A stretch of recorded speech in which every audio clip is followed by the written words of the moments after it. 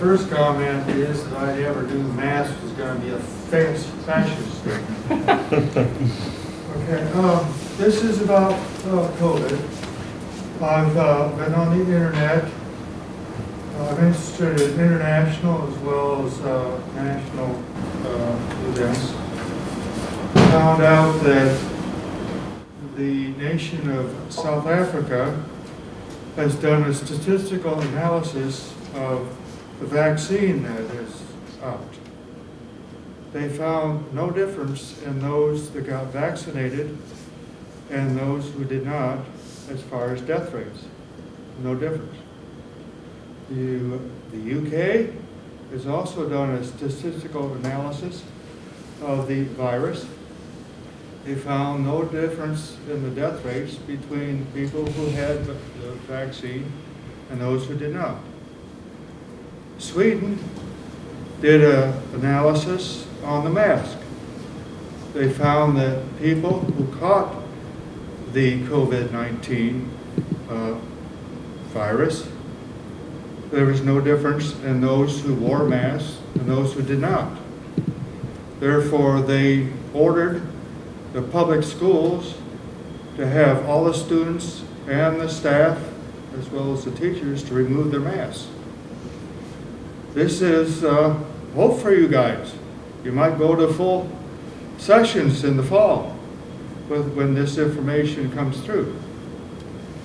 I'm not sure how you get your instructions, but I hope science and this analysis gets filtered through, and eventually there is hope for the fall session being in full court. Full session. That is all I have. Thank you. Thank you.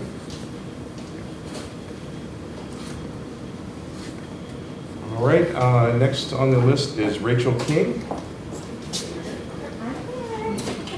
I'm always here. Hello, good evening. Good evening. Hello, my name is Rachel King, and I'm a hybrid teacher at Blythe Park. I teach 4th grade, and I won't tell you how long I've been teaching because you won't believe it anyway. I'd like to thank the board for all their work that they're doing and the hard decisions that they're making this year and every year, and especially this year regarding the safety of our children and the well-being of the community. I feel so lucky that I'm able to safely see my students every day. I have a group or a cohort of students in the AM and a different cohort of students in the PM. At the beginning of every school year, my students and I spend at least a week explicitly practicing and learning routines, procedures, and expectations, taking the time each school year to help new students transition smoothly to a new learning situation and environment is essential to a successful school year, not only academically, but also to support peer relations and social and emotional growth. Elementary students need days or even weeks to explicitly learn these routines. Procedures and expectations. This year was no exception. However, there were even more routines and procedures to learn due to COVID-19 safety guidelines. Although both my AM and PM group are all 4th graders, each cohort is unique. Based on the needs of the students in each cohort, the daily routines and expectations look different and therefore require different day-to-day routines and expectations. I'm very proud of the students in each group on how well they are progressing in 4th grade. Together, each group has formed a wonderful community and understands each other and their different needs, and they have patience and grace with each other within that group. Combining class cohorts and possibly adding students from the remote academy would require taking time from academic instruction to practice and learn new procedures, routines, and expectations, since basically it would be a whole new cohort, a whole new group of students, a whole new learning experiments environment with various needs. In addition, we would have to adjust safety procedures for a larger group of students. So, besides all those transitions we would have to start over if we combine my classes, there's also a big safety concern for my students, all the students in Riverside, in any situation where we're going to ask them to unmask. I understand that the CDC and the IDPH guidelines have been changed regarding the amount of distance required between students, but these guidelines have really not changed regarding wearing masks inside. The Illinois Department of Public Health recently released a document stating allowances for social distances of 3 to 6 feet means school must ensure universal masking. Strict adherence to 6 feet social distancing must be maintained and monitored by school staff when face masks are removed in limited situations. The health and safety of students and community spread of COVID-19 could be impacted greatly if students are allowed to remove their masks to eat a snack or a lunch, especially with the decrease of social distancing within the schools. I'm sure everybody here has seen young children eat. Have we? It's not pretty. They chew with their mouth open, they talk when they eat. I can't imagine 6 feet is even gonna help that situation. So it's a concern for my students, all the students at Riverside, the community, if we allow students to unmask to eat their lunch. We were kind of told today that a plan might be presented for a full day of school, meaning that children might have the opportunity to go home for lunch or stay, and that's a really big concern for the safety of my students, removing their masks. Right now, my students don't remove their masks at all, unless they go outside and I know they are safely 6 feet apart. So, something to consider. And also, I'm gonna kind of ad lib here. When we kind of heard about this longer lunch period where students could go home for an hour and 20 minutes, my first thought was, I'm gonna let them go home for an hour and 20 minutes. The weather's gonna be beautiful outside. They're gonna not wanna come back. And so I'm gonna have to start all those transitions again in the afternoon to get them to focus, to get them to pay attention, all those things that we work so hard in. So I know we're not talking about plans yet, but maybe considerations of an early release, longer instructional time, but an early release so that everybody's at home for lunch safely and they can unmask safely and everybody stays safe with their mask on. So thank you for your time. I appreciate it. Thank you, Ms. King. Okay, next is Kelly Larson, excuse me.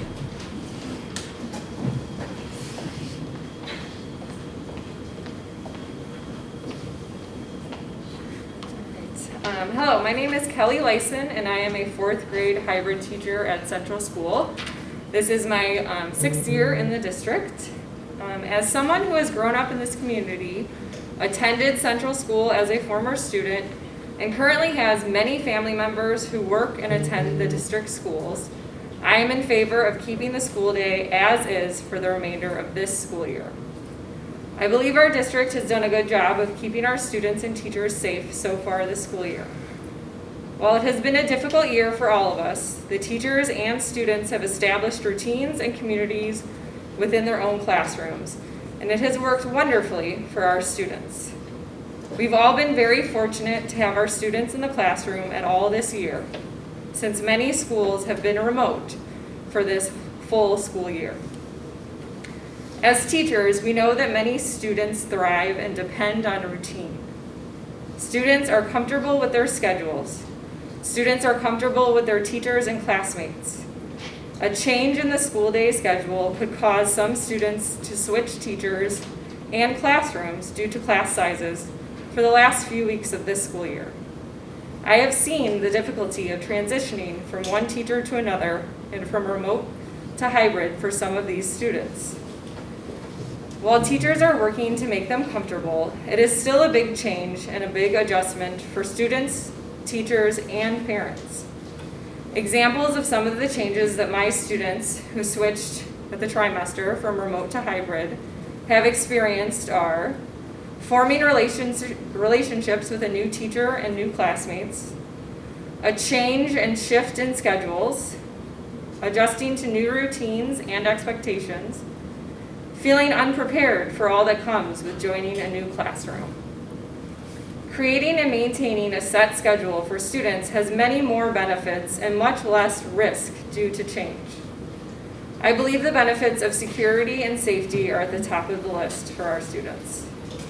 While many believe that we are falling behind this year due to the pandemic, I can say with confidence that that is not true. As a 4th grade teacher, I can say that we are not behind in our teaching or curriculum. In both areas of math and reading, we are on target to complete as many units as we would in a typical school year. Throughout this year and every other year, we often reflect on the question, are we doing what's best for kids? I do not believe that changing schedules with weeks of the school year left would be best for kids. I am in support of the school schedule remaining the same for the rest of the 2020-2021 school year. Thank you. Thank you. Next is Amanda Neal.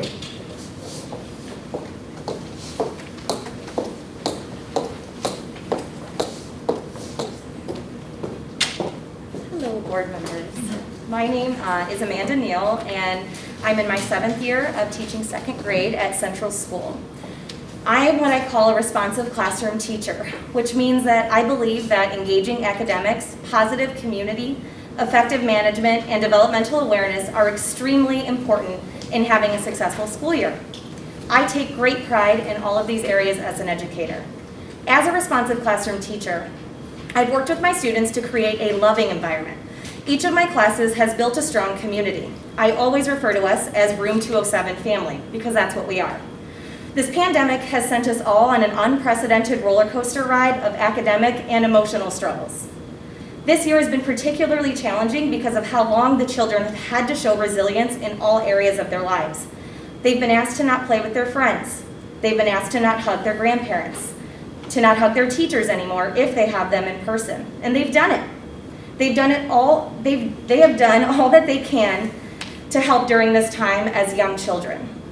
We've come so far together, and I worry that possibly switching teachers, changing schools, again for some students, and changing their Room 207 family dynamic could affect their emotional state. The children feel safe and respected, and they're thriving. I also want to point out that academically, like 4th grade as well, we have been successful at pacing out all of our units and will be completing all of the necessary units by the end of the year as in a typical year. At this point in the school year, I can't imagine letting even just one of my students switch to another class. I'm also a parent to a 2nd grade student who's new to the school this year, thanks to the board and your graciousness, and she's thriving socially, emotionally, and academically because of how amazing our teachers are able to function and meet the needs of all the children with the current schedule that we have. She would be lost if her classroom family were to change. Her classroom runs a lot like mine. We're all connected and we're all family at this point within our separate classrooms and within our separate time schedules. We work together like a well-oiled machine, to be honest, in both the AM and the PM. My most flexible, easygoing kids tend to be the most emotionally connected to me. I take pride in that. I tell my students that I love them every day, and that's because it's true. The amount of time that it would take for our children to adjust emotionally to a new environment, teacher, peers, maybe even schools, could have a negative impact on a child's emotional well-being and their self-esteem. Even if no children change teachers, like others have said, routines have to be taught because we're joining as one family. Teaching routines over again would take time away from our academic time. Routines and expectations are the foundation of running a responsive classroom or any classroom. These are not things that are gone over in a list form in one day, as we all know. Not only will we be learning about each other, but we'll also be learning new routines for how our classroom will have to function. Routines and expectations are important to the function of the classroom. And because of COVID, these routines and expectations have become much more complex because of the distancing that has to be put into place. Right now with our class size, students do still have a little bit of freedom to be up and around the room for certain activities, but should the number of students double, movement within the classroom will be highly restricted. In addition to our limited movement, all additional workspaces have already been removed. This furniture was typically used for small groups and is no longer able to be in the room. The children will have to sit at their seats for a majority of the time. Yes, I still have my movement breaks that all of my kids love and enjoy, but they will have to stay directly behind their chairs for these. I want nothing more than to be in my classroom with all of my students full-time, but the disruption that this will cause to students academically and emotionally is not worth the cost at this time, in my opinion. Studies have shown that when students feel safe, respected, heard, and included, that they'll be more successful in all areas. Continuing with the current model for the remainder of the year allows that for all children. I'm not in favor of turning students' lives upside down for the last 8 weeks of this school year. I'm asking you to please consider leaving the schedule as it is for the children. Thank you very much. Thank you. All right, last on the list is Samantha Lutz. I have an addition. Okay, That's what rules, yeah. okay. Okay. Good evening. My name is Samantha Lutz. I'm currently a 4th grade teacher in the Remote Academy. Just to give you a little background about me, I've proudly spent my entire teaching career in District 96, including student teaching at Central School in 1996. But I also have taught at Blythe Park, Ames. The majority of my career has been at Central School. And all of my years except for one have been 4th grade. I love it. I wanted to start by saying thank you to the board for your continued support in providing a consistent school year for our students. So, I have some really good news. Currently, in my remote classroom, I see academic and social growth every day. We're learning, we're thriving, we're collaborating, we're having fun, feeling safe, and things are consistent. If I'm being completely honest with you though, at the beginning of the year, I was skeptical about whether or not we would get to this point. And I had some anxiety about how teaching through Zoom would work for my 9-year-old students, especially after teaching 4th grade for 20 plus years in person. And don't get me wrong, we had some bumps in the road. But just to give you a glimpse of the first weeks of school for my students this year on Zoom, changes were happening for weeks into the school year. Schedules were changing, responsibilities kept shifting. Students were crying because they did not have experience with the tech end of learning. And parents did have to step in and help. Hours of class time were used to introduce my students to new technology, to teach that new technology, to troubleshoot numerous tech issues. And this didn't even include learning the expectations and class norms that come with the beginning of every school year with a new teacher. There were so many inconsistencies, barriers, and challenges for my students, but I'm happy to report we're past all that now. And I'm really proud of the progress that my students have made. I actually don't remember the last time I had to help troubleshoot a tech problem, and I haven't seen tears in months. All those crazy changes at the beginning of the year produced the successful model that we have right now. But from a teacher's perspective, I do have to say, coming back full day has so many positives. More time means more curriculum. I think we can all agree on that. But honestly, making a change right now would also mean a start over at this late in the school year for so many students, especially for the ones who have to change teachers. I, for one, do not want an ending to our school year for my students the way it began. I think more so this year than any other year, we owe it to our students to provide as much consistency as possible.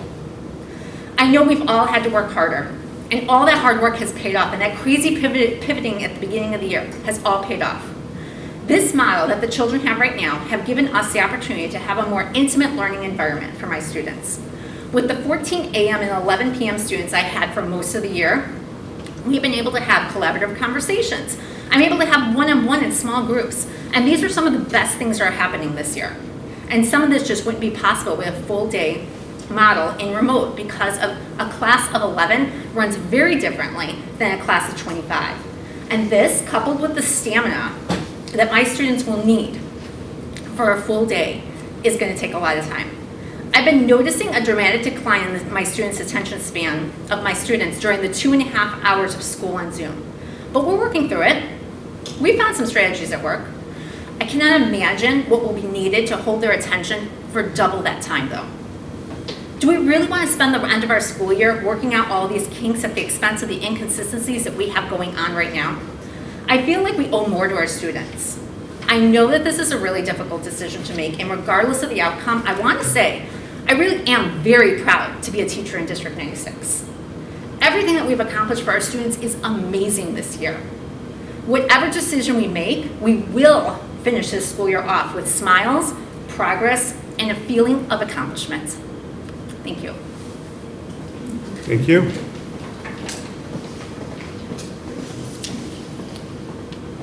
Okay, next is Lee Pusco. Hi.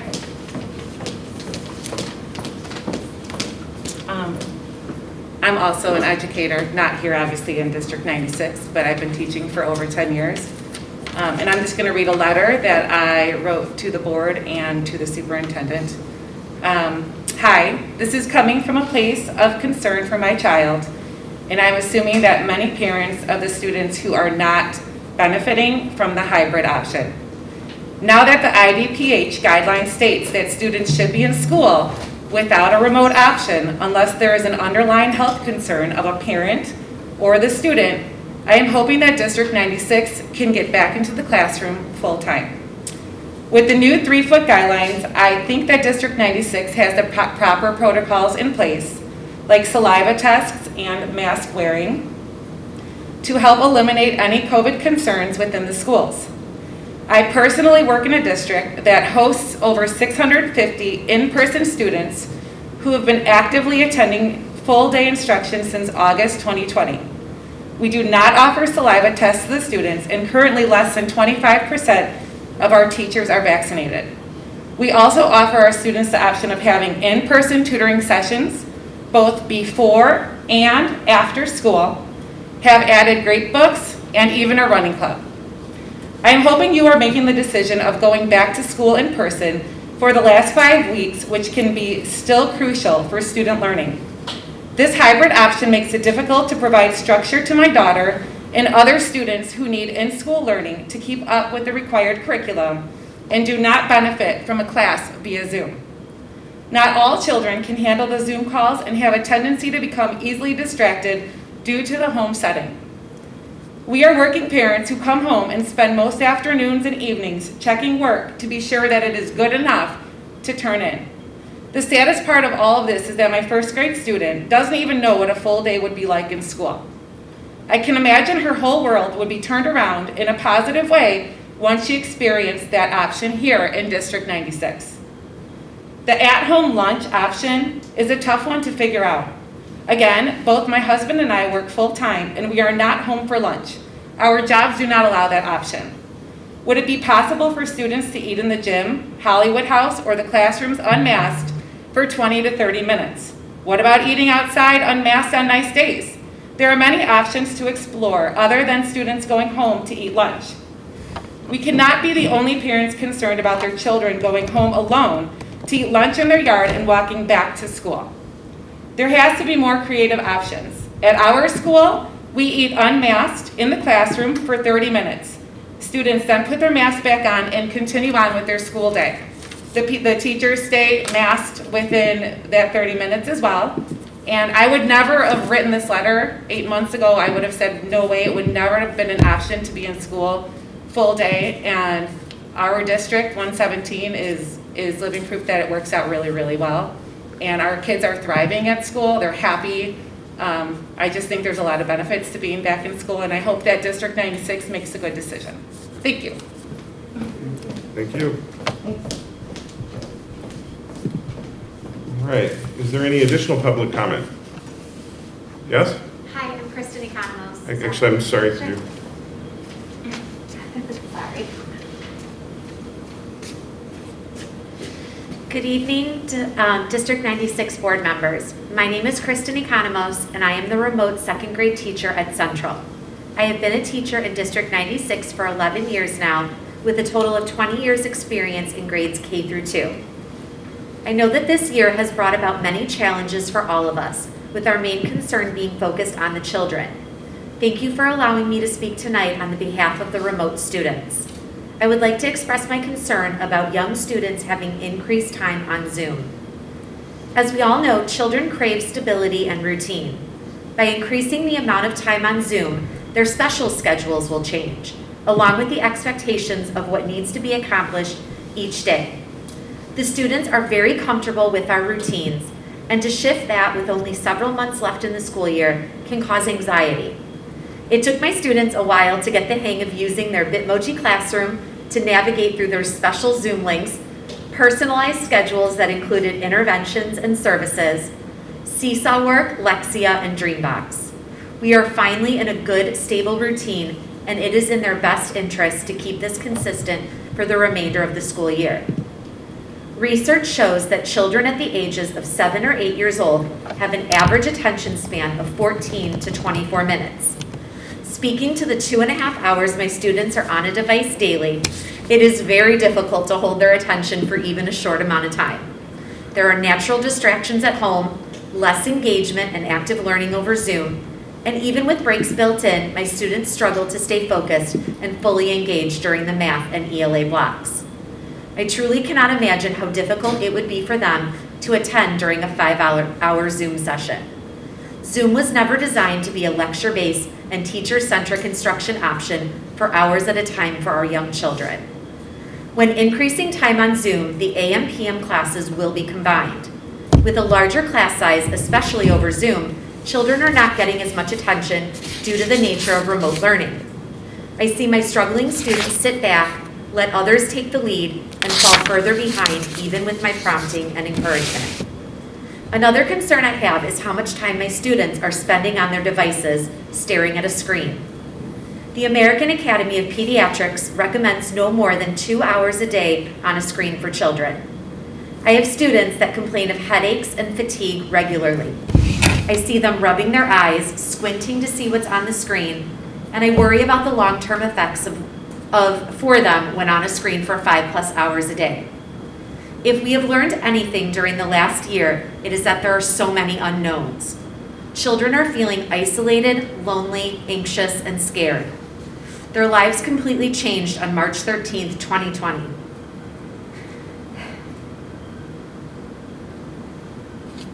Sorry. In order to support them, they need consistency and routines so they feel safe and secure. I feel that D96 has established a schedule that is helping students navigate through this pandemic. The students know what to expect, and to uproot their schedule and routine this late in the school year would truly be a disservice. I believe that with such a short amount of time left, it is best for the students to continue on the path we have set for them. Thank you. Thank you. Is there any additional public comment?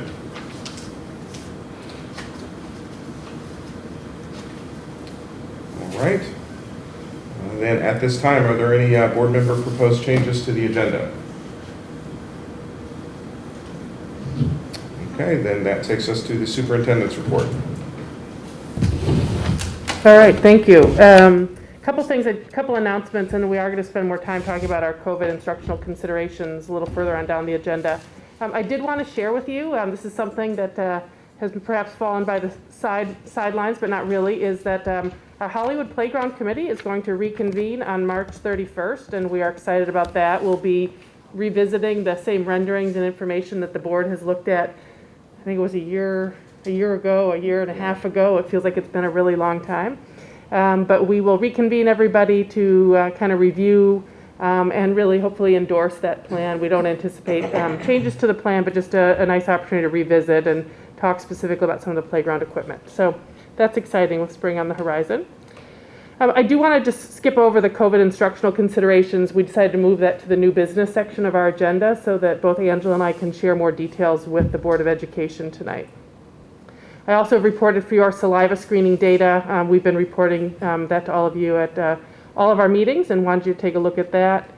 I also wanted to, and actually Angela, if you want to share a little bit about the Illinois Assessment of Readiness update. This has been kind of another interesting piece of our pandemic year, and that is whether or not the federal government and the state are going to require us to do the Illinois Assessment of Readiness, which they are, and Angela's going to share just a few words about that. So the Illinois State Board of Education surveyed all the district superintendents, all the districts, and asked if they would prefer to take the assessment in the spring or the fall. We had a lot of conversation as a leadership team, and I also talked with my counterparts in other districts in our West 40 consortium. And what we figured out is that taking it in the spring, since we have to take it, would be our best option. It'd be our best option because of a number of reasons, but highlighting a few of those are the most important one.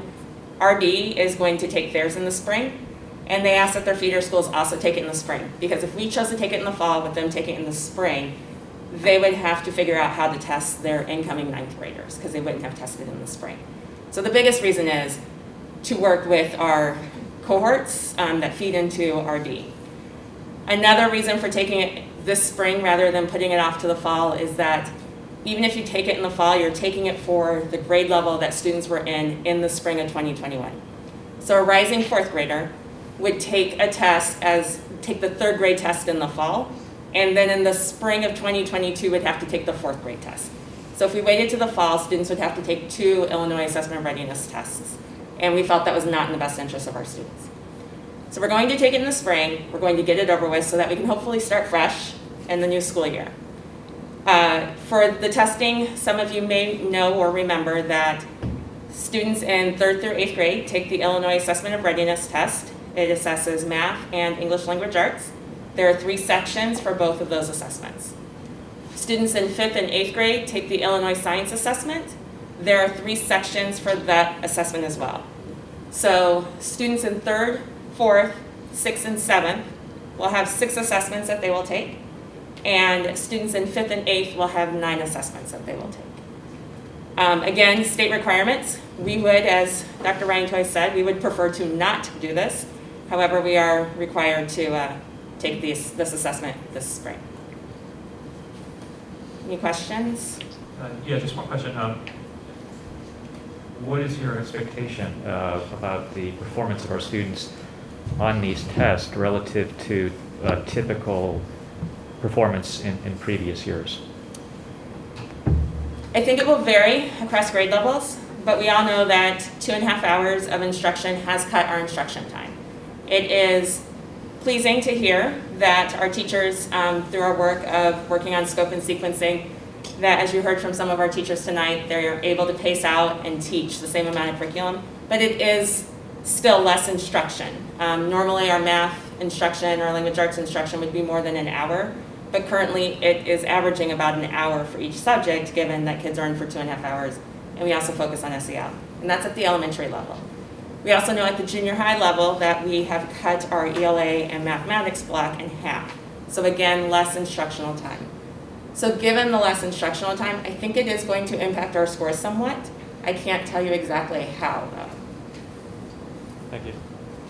Is this going to be taken in person, or how would that work for both hybrid and remote students? That is a great question. The state requires the exams to be taken, all of them, the English language arts, mathematics, and science, in person. So students who are hybrid will take it in their classrooms with their classroom teacher. Students who are remote, the principals and I and the leadership team as a whole are working on how will we work through having remote students come into test, when they can come into test, how we ensure their parents are feeling that all the safety precautions are followed, because our remote families are remote for a reason. So how are we working with them to respect those reasons and still meet this requirement? Angela, can you talk about the 95% participation requirement and how we might meet that if we have families that have medical needs that are remote? Is there a chance that we won't meet that criteria? There's a very high possibility that we will not meet that 95% participation rate. But one of the things that's happened with President Biden and the Department of Education stating that we have to take the assessments is that they've relaxed some of the accountability requirements. And one of the accountability requirements that they've relaxed is a 95% participation. They have also relaxed the designations. So as of right now, State of Illinois won't assign designations based on the scores, and they also won't penalize for less than 95% participation. Thank you, that's important. I'm glad you brought that up, thank you. Any other questions? These are great. It's reminding me of all the things I forgot to mention to you. Kind of maybe a spin-off of Jeff's questions.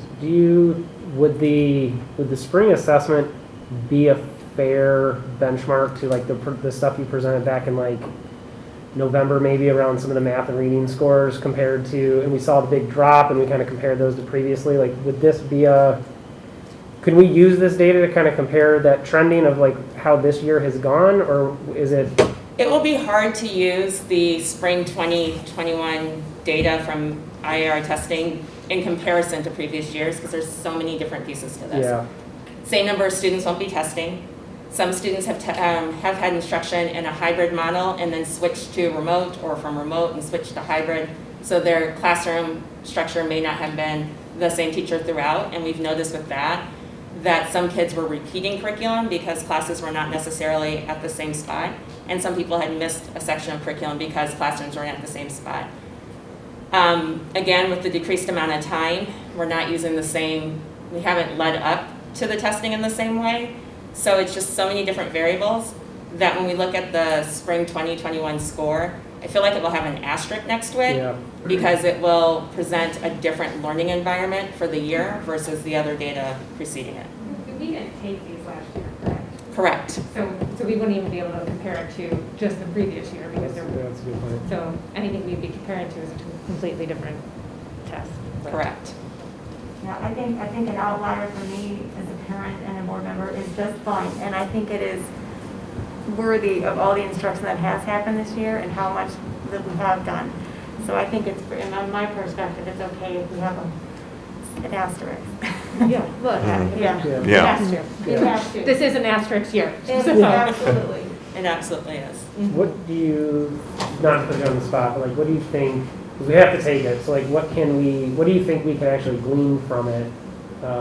If it's not a direct comparison, like, what can we do with it? I think it shows us, while it's not a direct comparison, it does show us how our students have responded to the instruction that we've been able to give them. It shows us where we're starting from as we look towards the 21-22 school year. Because while next year will also be different from this year, we can see what kind of growth we've had with the learning model that we utilize for the 21-22 school year. But we don't get these results back until the fall. Correct. So it's kind of like this lag of, you can't really inform until 5 months later, which is. Although every year they tell us they're coming sooner. Yeah, So so inherently, without even the pandemic year, there's always some, There's lag. It's not like an immediate, like, okay, now we see where the gaps are, let's implement this tomorrow. It's, let's wait. I mean, granted, we do other testing, but. Yeah. So even if we get this going into the next school year, are we able to make adjustments in terms of the curriculum based on any of the findings that come We'd be about? able to make adjustments. I mean, it's the same type of thing that we do when I present the data to you in November. We've had it late September, October, and have worked through it, talk as teams. As I told you in November, when we noticed the math scores, we had already started talking with the junior high team to talk about what we could do. So there are changes we can make. But also remember, and I think I heard someone say it too, that there are a number of assessments that we take throughout the school year that provide us a larger picture of how our students are doing. And so we make adjustments and we inform our instruction based off the large picture, not just off the IAR and ISA. You're talking about those formative assessments that they regularly take and the pre-testing and the post, yeah. Correct, curriculum-based assessments that they take for their mathematics and language arts instruction, as well as our MAP testing that we take 3 times a year. Right. We also do FastBridge benchmarking 3 times a year. That helps inform what our students know and how we can best meet needs. And that's probably more accurate for us anyway than this, so, okay. Absolutely. All right, thank you. Thank you. Thanks, Thank you. Angela.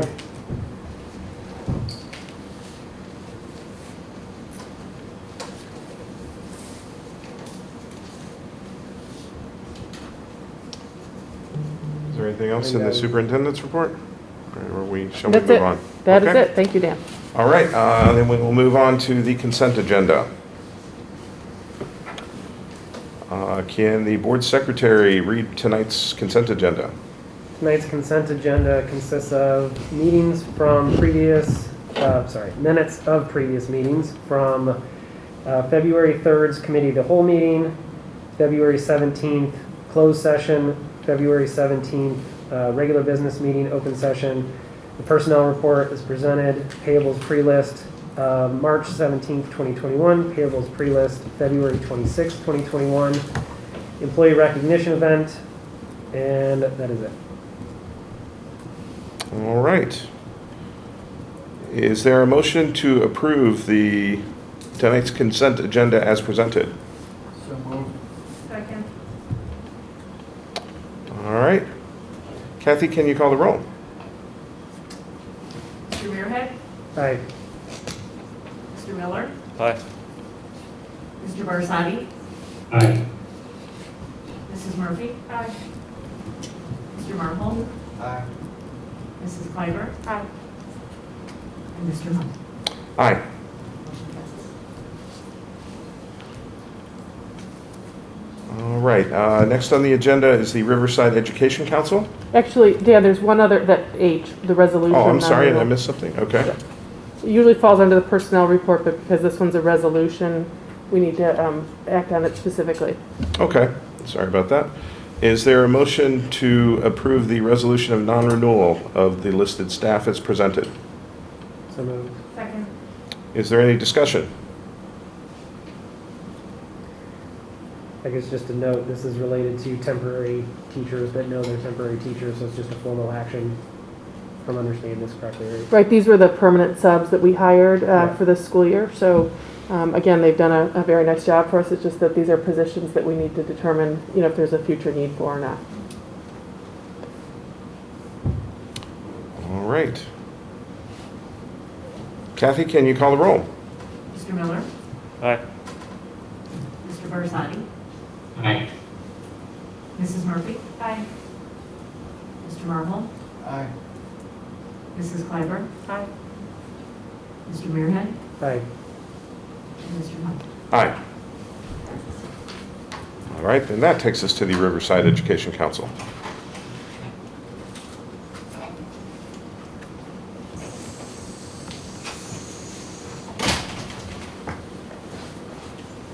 Good evening. As we've done periodically this year, we'd like to share some data from the members of the Riverside Education Council regarding the elementary school day. 106 elementary school REC members responded to the survey. We surveyed our members about the possibility of changing teachers, reducing social distance, and eating lunch at school. With respect to changing teachers at this time of the year, 75.5%, or 80 elementary staff members, were not in favor of this change for children. 24.5%, or 26 staff members, were in favor of this change in order to extend the day.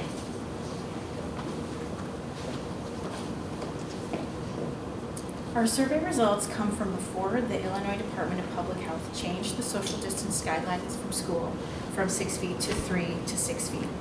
When we gave the survey, 75.5%, or 80 elementary staff members, were not in favor of reducing social distancing to 3 to 6 feet. 24.5%, or 26 staff members, were in favor of this change. The elementary staff was also surveyed regarding the children eating lunch at school. 85.8%, or 91 elementary school staff members, indicated they were not in favor of children eating lunch at school. 14.2%, or 15 staff members, were in favor of this change. We appreciate the partnership we've had as we work to support the children of District 96 during the pandemic. We thank you for your hard work and your dedication to the District 96 community. Thank you. Thank you.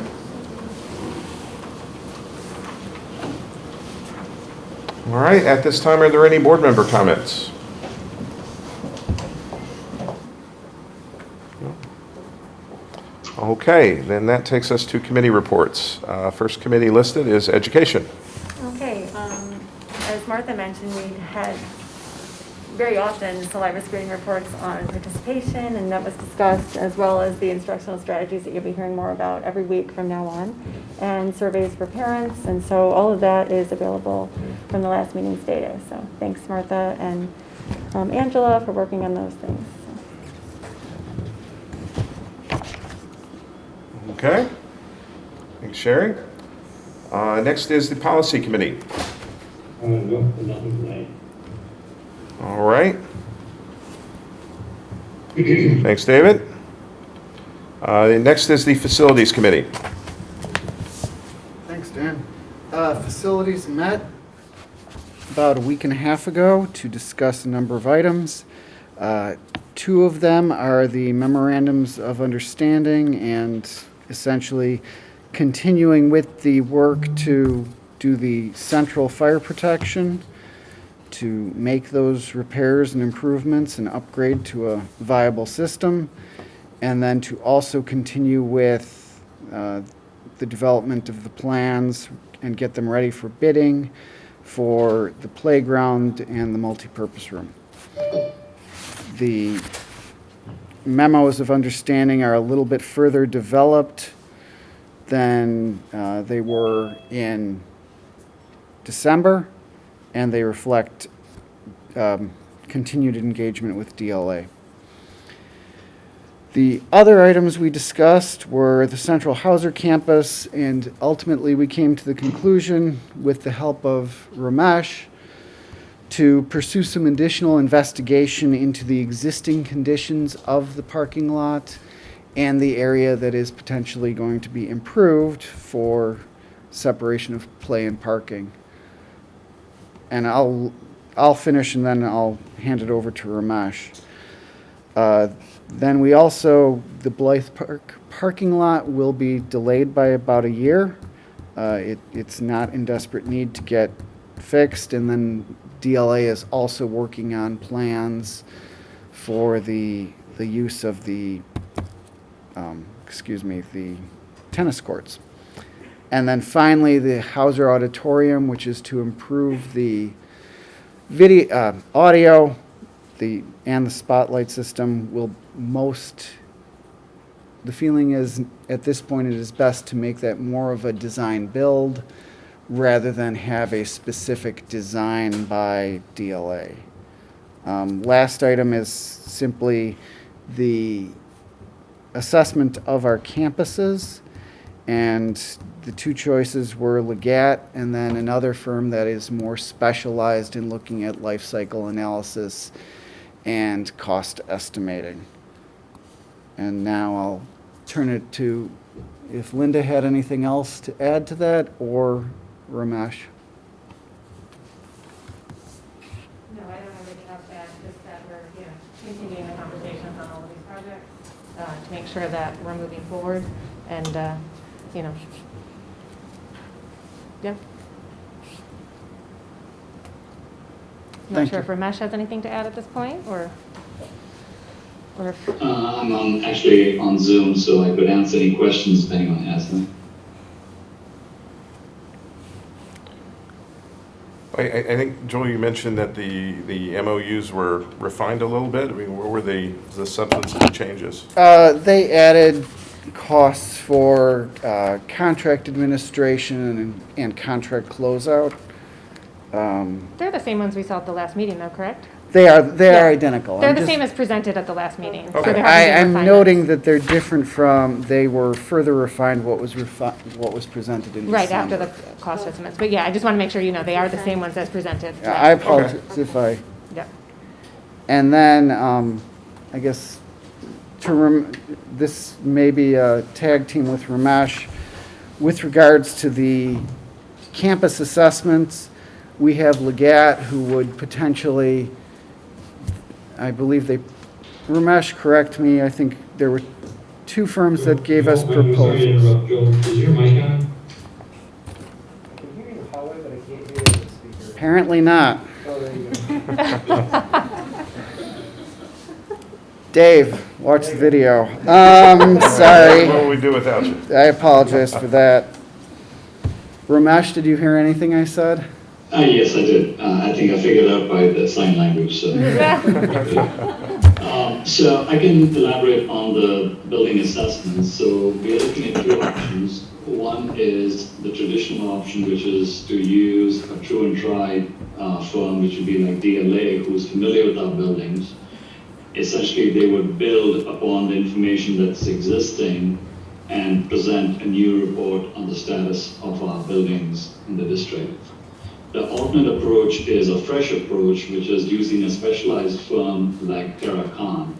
Now, Terracon is a nationally recognized firm that does building assessments at a very detailed level, and they prepare these reports after doing extensive studies and testing of components. They would even give us information like the remaining lifespan of various pieces of equipment. I mean, they're not architects, they're not designers, so this is their specialty, this is what they do. They prepare these assessments for school districts. So I can forward information that we received from them as a sample, a sample report that they've prepared for other school districts. I can put that as part of our next agenda. And then probably in May, we could ask them to come and give a brief presentation on their services as well, if that's what the board would like.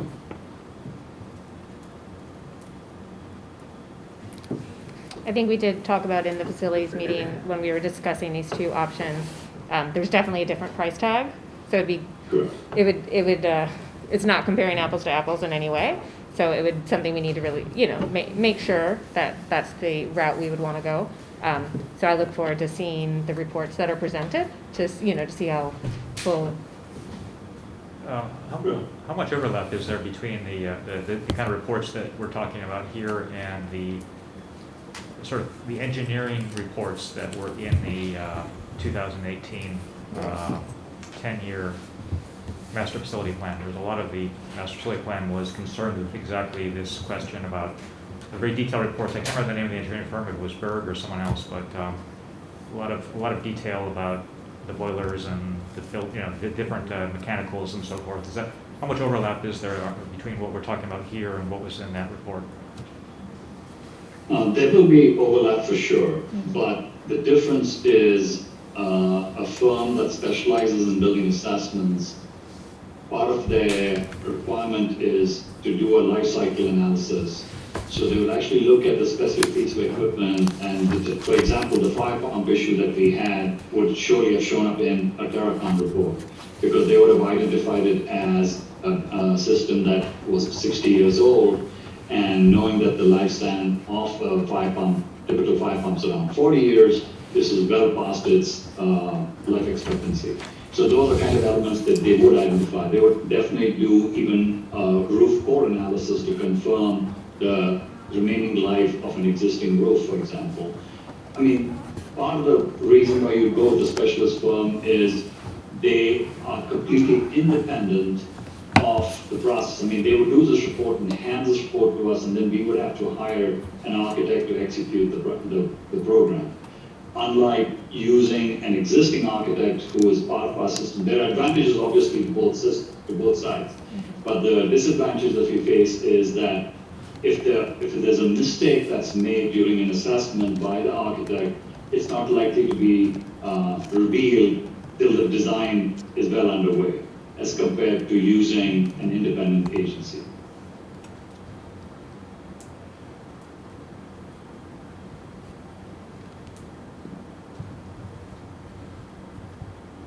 All right.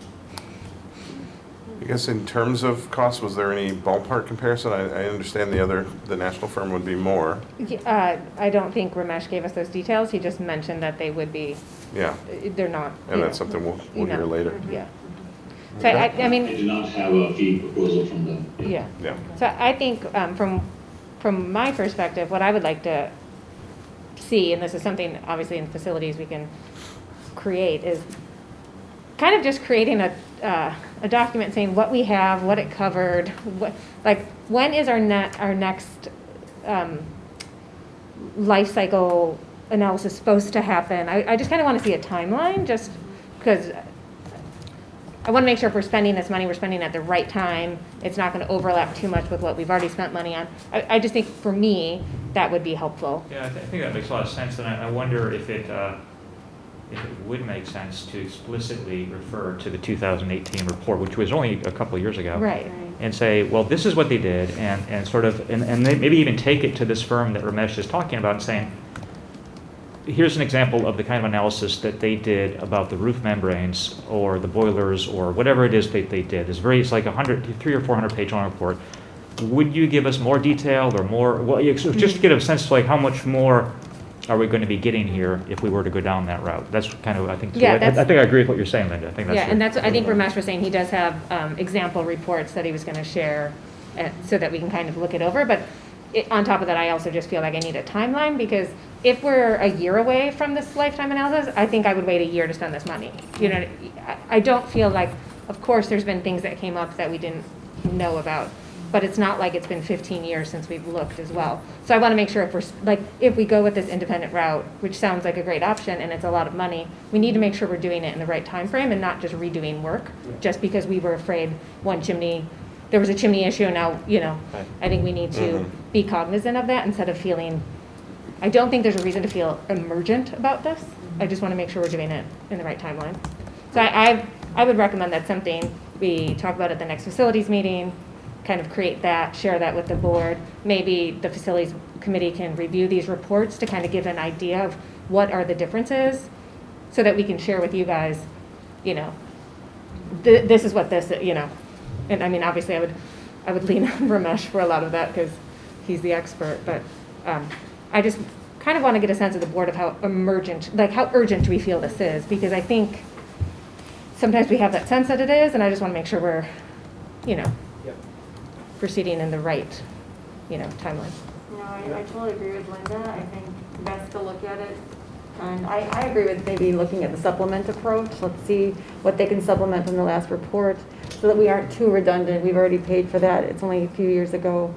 I totally agree with that. And I do like the idea of a more specialized firm that might give us more detail about a cyclical function rather than just a one-off. But so I'm fine with that, looking at the date. And Right. So I think we can probably, I don't know if this sounds good to you, Joel, or Ramesh, or Martha, like kind of approach it that way, as opposed to next month having them come present to the board. I kind of feel like I need some more background information before I'd want to see a presentation, because I'm not sure I'm at that place yet to make that decision, if that makes. I know there's timing issues, because I know Ramesh did state, like, this is, if we hire this firm to come in and do this, this is not something that happens while children are in school. So you're right. So if we wanted to do that this summer, clearly we would have to push this timeline. But if we can get just an overview of, you know, do we have to do it this summer? Is this like, do we feel a sense of urgency to do it? If not, then maybe this is something we do next summer when, you know, more in line with the correct timeline. Or that's where I'm at. I just kind of wanted to share kind of what I was feeling, because I feel like we're maybe rushing it, and I don't know if that's right.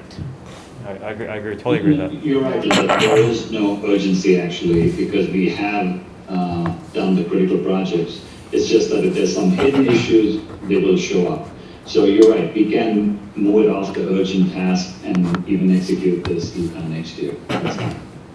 I don't want to be the one directing it, but I just wanted to let you know how I was kind of feeling about it. I didn't want to rush into a decision that I wasn't fully, you know, ready for. But yeah, I would agree with that. I don't think, and I would agree, if Ramesh thinks it's not urgent, it doesn't feel like it's urgent. The sprinkler system got caught. The chimney was an issue, but it wasn't like life-threatening. Right. Like, so, you know, the boilers hopefully are okay from the last report. Nobody's caught those. There's maintenance on those. So it doesn't feel like it's something we need to rush into. So I'm okay with that. I was just thinking too, if this is the only firm, if it's not a panel of firms, I don't know that I need a presentation. I know what you do. We've got validation of it. This is what direction we want to go. Right. If there was 3, maybe we Yeah. do interviews with them, so to speak. Yeah. And I think if I were in their shoes, I'd be really hesitant to take an old report that somebody else did to say, here's what was wrong with it. I think I would just say, here's what I can do, but Right. it doesn't hurt to ask. Yeah. But I don't know if that's something that, Ramesh, you could skim through maybe and kind of do a comparison of what your sample report looks like compared to what we got, and just say, like, you know, thumbs up, thumbs down, this is better, this is not as good. And or I think something. that's something we can do through the facilities committee work. We can do that at You know, facilities. That way, we don't have to because- bring it to the board level until we have a lot of information, you know, and a clear. Right. I definitely would be that interested is in hearing those differences, though, particularly if the firm is able to provide, you know, is willing to go through that old report and say, this is where we're different, this is the different information we can provide. And they might do that to say, well, we would have given you these 6 extra things or something, but I don't think they're going to go back and say they missed this, they missed that, you know, because they haven't done the work. So just from a professional standpoint, I personally would be very reluctant to criticize somebody else's work that I haven't done myself, but we could at least ask and see what they're willing to provide. Well, or along the lines of providing us, you know, answers on how these things that, you know, you mentioned, we've had a few surprises lately, how these things were missed in that initial report, or were covered, or would they be covered by a new report? I think it's definitely opened our eyes to maybe what the information we did have wasn't complete and comprehensive, and at the next time we need to do this, we need to do it a different way. I just don't know if there's an urgency to do it before it's ready to be done. That's correct.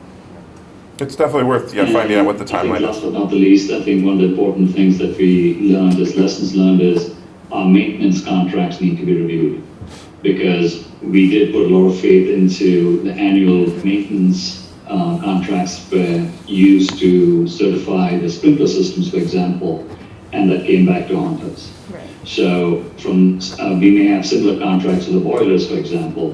Right. So we should ask the boiler maintenance contract, the firm, to make sure that they're certifying that this is done very professionally, and someone should take a look at the report to confirm that it's adequate, so we don't get stuck with a single issue. Yeah. 100%. All right, I think that's all facilities have until old business. Busy night for you guys. Linda and Joel, thanks. All right, next then is the Personnel Committee. Nothing for comment tonight. Okay.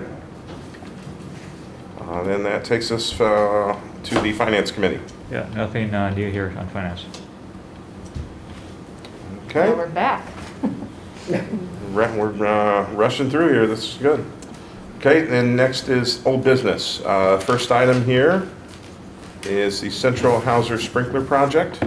Is there a motion that the Board of Education authorize the architect to provide professional services for the project identified herein, which professional services shall be subject to all terms and conditions of the Master Agreement B-101, unless specifically provided otherwise in this Memorandum of Understanding?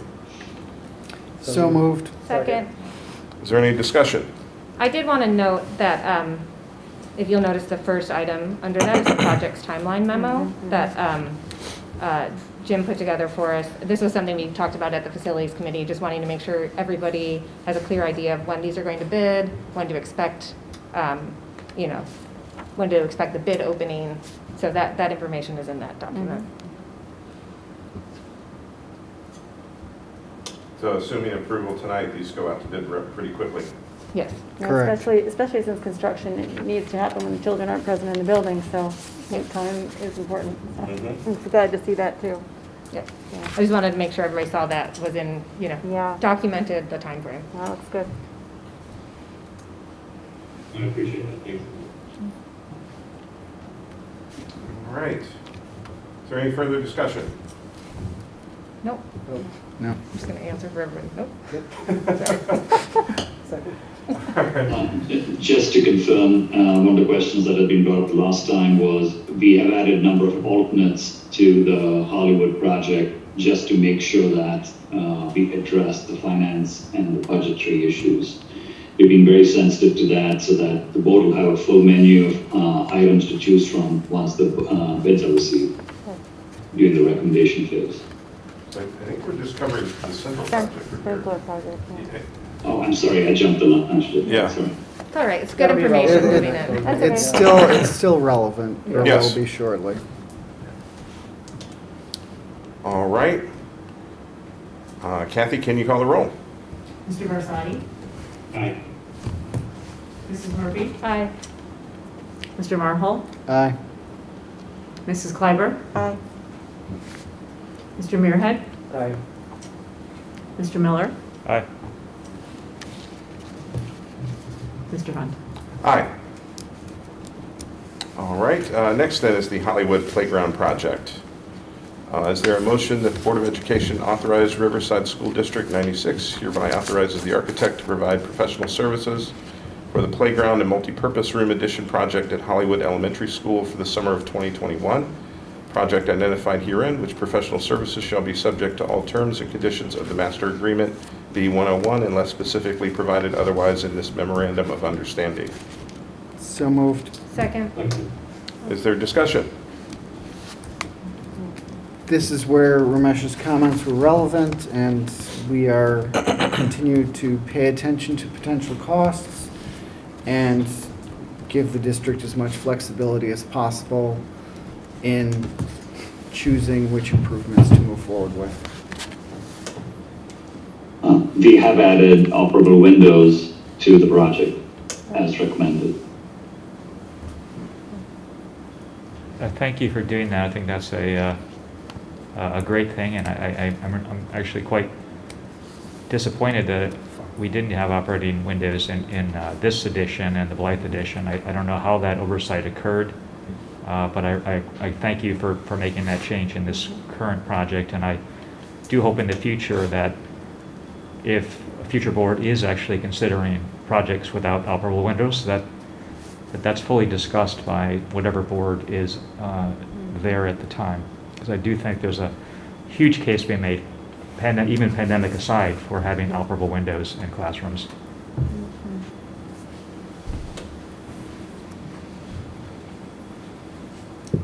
I'd actually I have a few something I'd like to say about this. So I know we've gotten a lot of email from people pertaining to the Hollywood project, and some people seem a little surprised that that we're breaking the playground and the multi-purpose room addition out.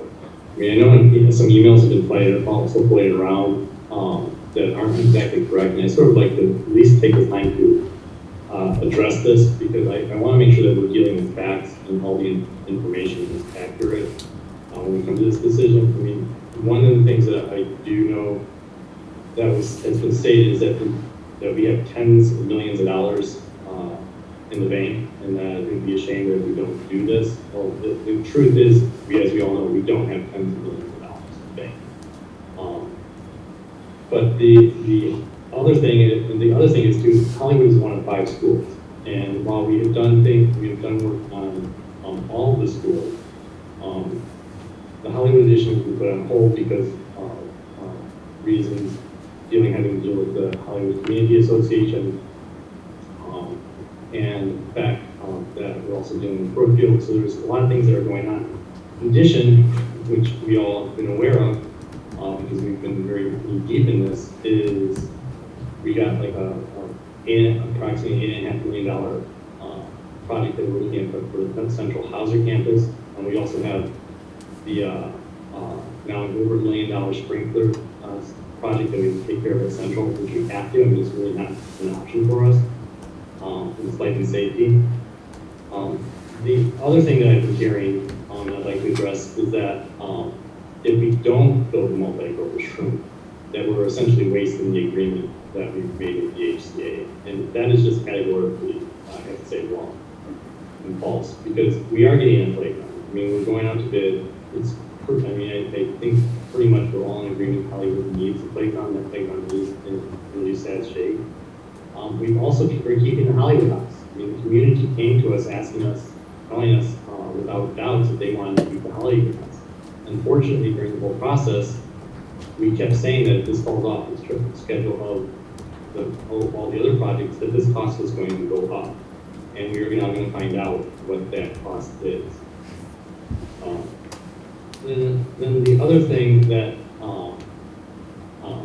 I've heard, and I do want to address this, and this is a little personal to me, is that I've heard people say that Hollywood is sort of an afterthought to the district.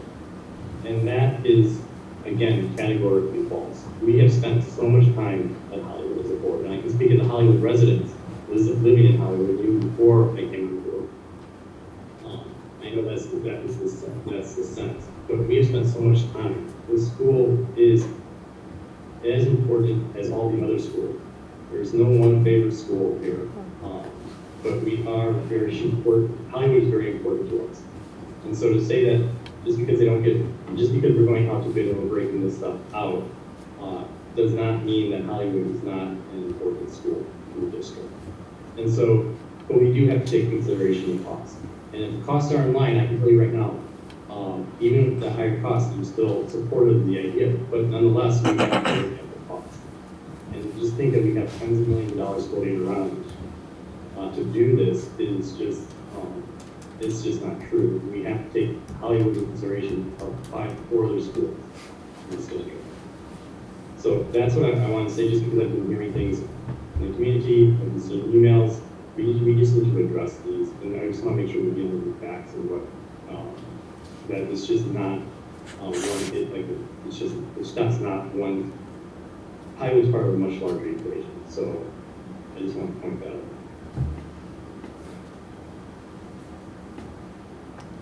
David, I'm in total agreement with you. Thanks so much for stating that. Yeah, I agree with that too. I think that the amount of time we spend discussing schools seems to be inversely proportional to the size of the school, as far as my experience has been. which is fine, but we do spend a lot of time on the smaller schools, which is, again, that's just the way it is, but it's certainly not the case that we spend less time on the smaller schools. And just to be clear, we were just voting on the MOU To the architect. release these two bids.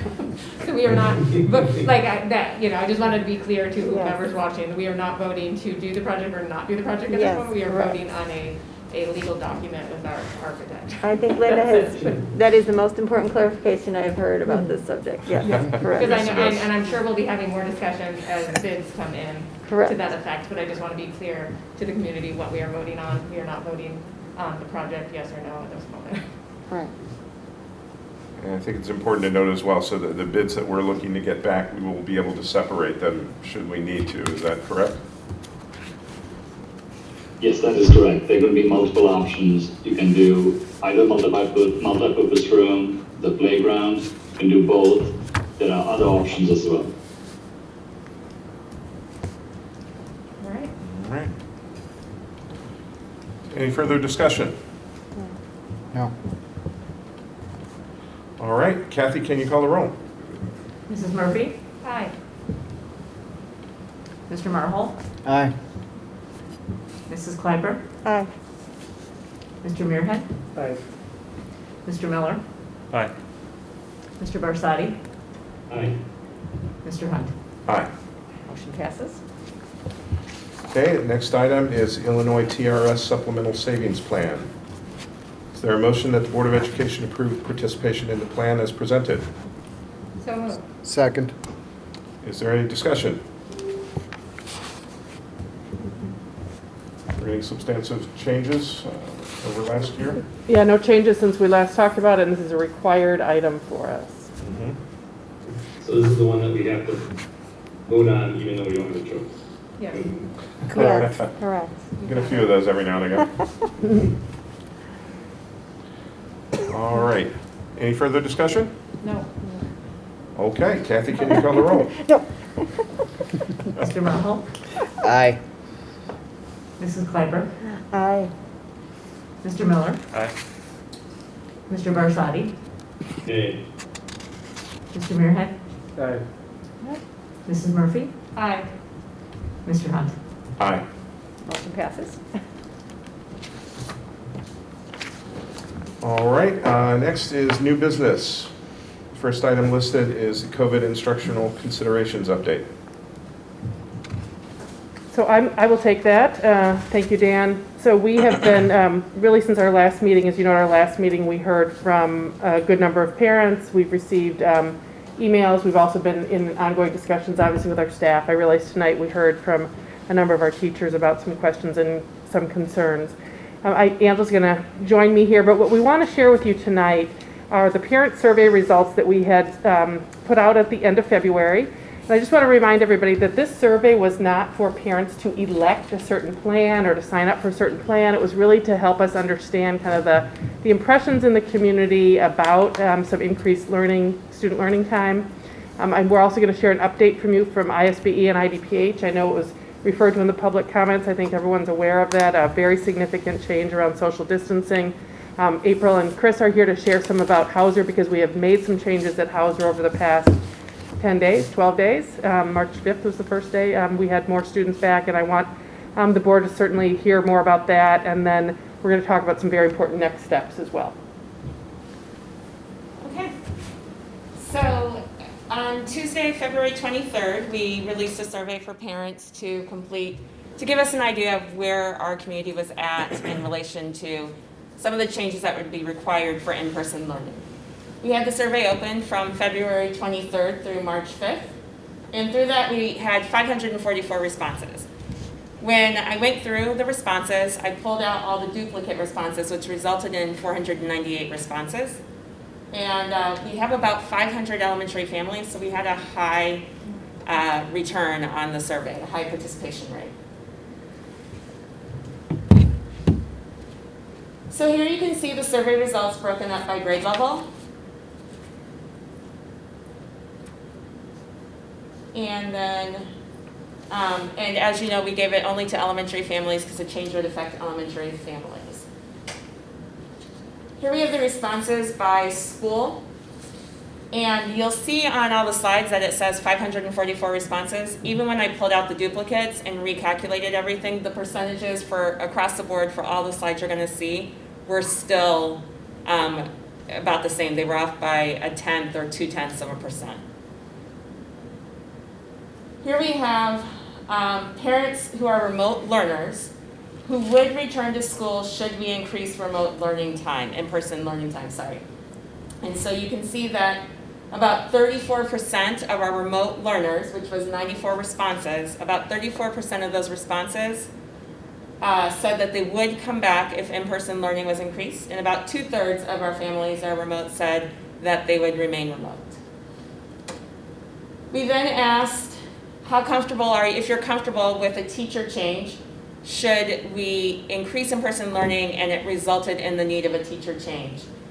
And here you can see that slightly over half, about 54%, said that they would be okay with a teacher change, where about 45, 46% said no, they were not interested in that. Next, we asked if we offered more in-person time, we would have to decrease we may have to decrease social distancing to between 3 to 6 feet. And so how comfortable were families were comfortable with this. You can see that about 77% of our families were comfortable with the decrease of social distancing, where about 23% are not comfortable with that. And I think it's worth noting, Angela, maybe you're going to say this was before the guidance changed officially from the Illinois Department of Public Health when we had surveyed the parents. Does this data include both the remote families and the hybrid families? Yes, it does. So the first question about would you move from remote to hybrid was strictly remote. Everything else was for all families to answer. We asked, are you comfortable with your child eating lunch at school? 71% said yes, 29% said no. And then we asked if it'd be possible for your child to come home for lunch. We had about 80% of our families say yes, that would be possible, where 20% said no, that it would not. We also wanted to know about after-school participation and after-school activities in summer school, so the next couple of questions are about those. We had about 71% of our families said that they would be interested in increased activities after school. And we had about 54% of our families say that they would be interested in enrolling in summer school. And then we asked finally if your child's interested in returning, or if parents were interested in their children returning to full in-person learning for next school year.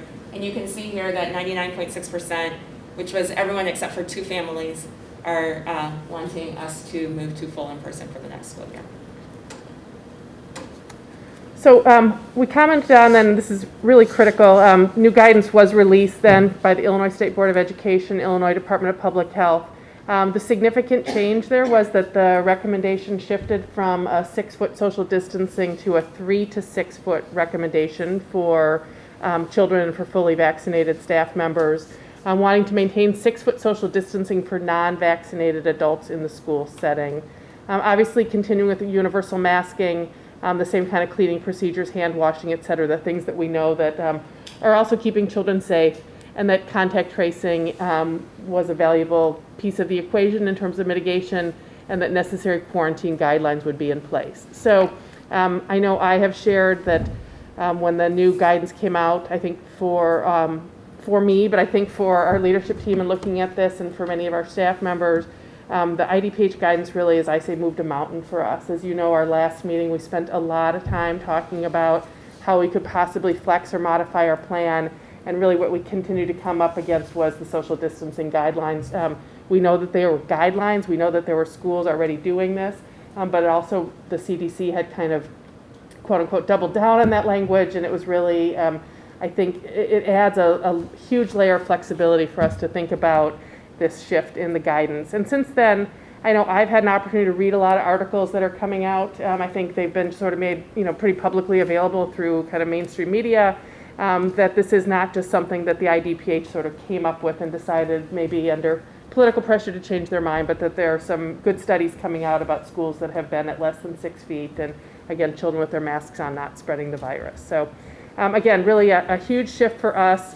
We also want to take a moment and just share kind of how the changes have gone at Hauser. And I think it's really important to point out that we were able to make some changes at Hauser, from our meeting last time, without modifying the social distancing. But even the social distancing modifications kind of adds a layer of flexibility now at Hauser. So April's going to give us an update on how things have gone since March 5th. Before Ms. May talks about Hauser, I just had one more question for Ms. Doziel, which is, on the survey results, did you break down the results by chance according to whether the students of the respondents were in the remote or hybrid? That is to say, did you do your percentages, calculate percentages for the two groups separately? I did it by, I didn't do the actual percentage, I did the raw numbers. Right, so you aggregated them. By remote learning and then by individual schools as well. Okay. I think it would be interesting to see, because those are very different groups, right? So maybe the group that's already remote, they're going to say, no, I'm not comfortable with the kids being, less than 6. Maybe that's sort of a disproportionate percentage of the total, you know what I'm saying? Mm-hmm. So it would be kind of interesting to maybe see that separately broken out. So I did it for, like I said, for remote and then for each of the 4 elementary schools. And what I looked at was families who were comfortable with teacher change and families who were comfortable with decreased social distancing, and then a combination of all that. So I can actually tell you if you want, I can tell you now, families who are comfortable with teacher change and families who are comfortable with decreased social distancing. Okay. So, no, that's not me, okay. So for the remote learning family, what it breaks out to is 32 families out of the 94 responses, which actually was 31 out of 88 responses when I scrubbed it for duplicates. 31 out of 88 families would return to in-person learning. And of those 31, 25 were comfortable with the teacher change and 22 were comfortable with decreased social distancing. For Ames, hybrid families, 150 families, sorry, of the 544 responses. Okay, there we go. Sorry. 150 families responded, and of those 150, 82 were comfortable with teacher change, 131 were comfortable with decreased social distancing. For Blythe, 71 families responded, 47 were comfortable with teacher change. I'm going to give you slightly different numbers actually, sorry. Because I'm looking at that and that is not the right breakout. Where it is. I'm sorry. If you don't have that, I do. If you don't have it on, you don't have to. I do, because I was ready for that question. I just wanted to make sure I was giving you the right numbers. So for Blythe, 71 families responded, 47 comfortable with teacher change, 60 were comfortable with decreased social distancing. 173 central families, 107 were comfortable with teacher change, 151 were comfortable with decreased social distancing. And for Hollywood, 56 families, 29 were comfortable with teacher change, 49 were comfortable with decreased social distancing. Thank you. Yep. Comparable for all of them.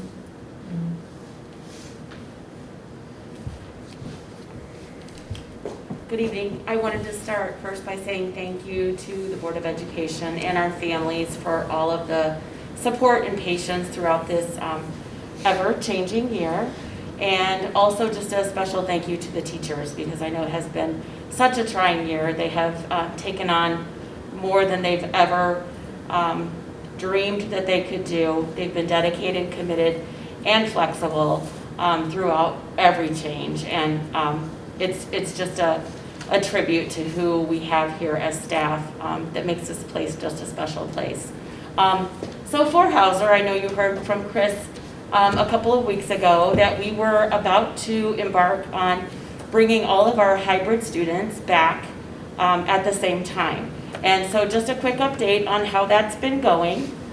We do now have 387 students who are attending 4 days a week.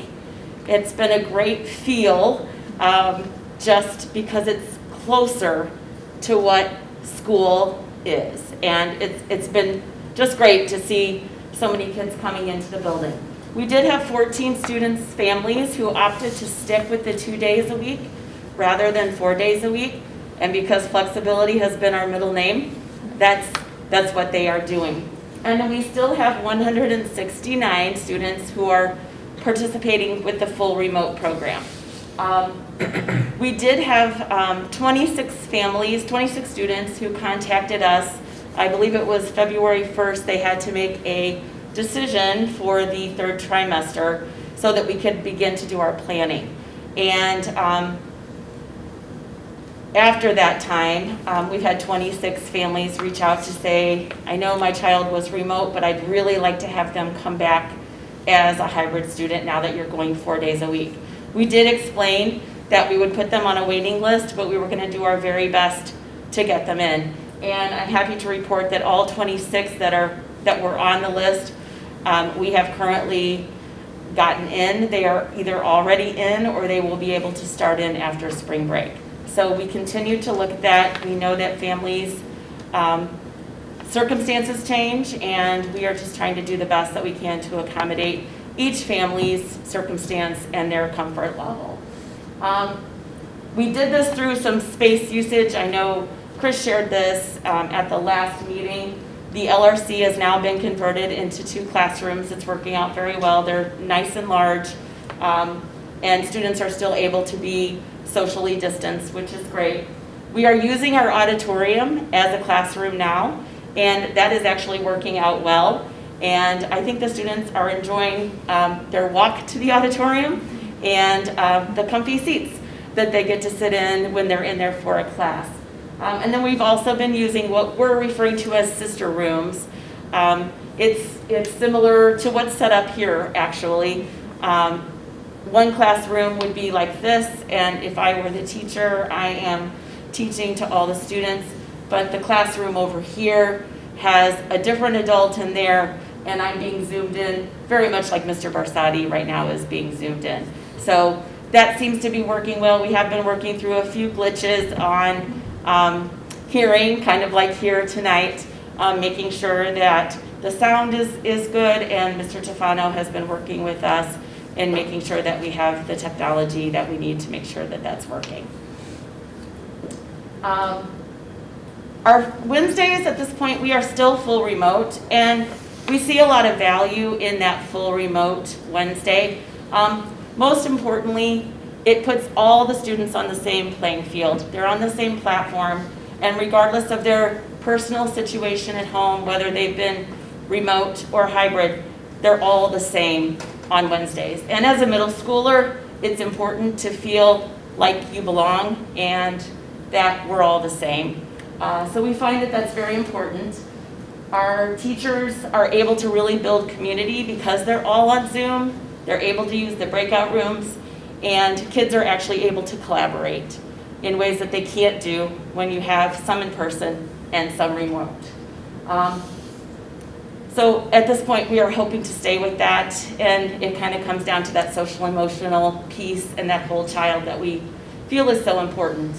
And then we just wanted to really reiterate, nothing has changed with the Hauser Day, but I think our students, maybe we need to keep making our point to our students, and this is a great opportunity to make the point with our families, that the school day is synchronous from 8:30 to 1. I think everyone's aware of that. Students are in instruction for that entire time. From 1 to 2 o'clock, that's when children who have been hybrid have the time to get home and have lunch, and those students who are full remote have a chance to get away from the screen and eat and have a movement break. But from 2 to 3 o'clock, I think is an unforgotten time that I just want to point out. From 2 to 3 o'clock, students should be back into their learning environment at home. So whatever space they're using for learning, they should be back in that space at 2 o'clock. And from 2 to 3 o'clock, they should be doing schoolwork. Many of our students have support and resource classes from that time. All of our teachers offer office hours from 2 to 2:40. And students really need to be taking advantage of that and working with their teachers.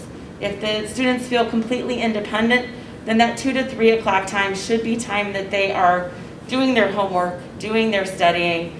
They still may have some to do after 3 o'clock, but it's very important to keep our children in that kind of 8:30 to 3 o'clock school day, because as we all know and hope, next year we'll be back, to that full day. So it's important to recognize and remind students and families that 2 to 3 o'clock is back in school time. You're just doing that from home. And then we're very excited.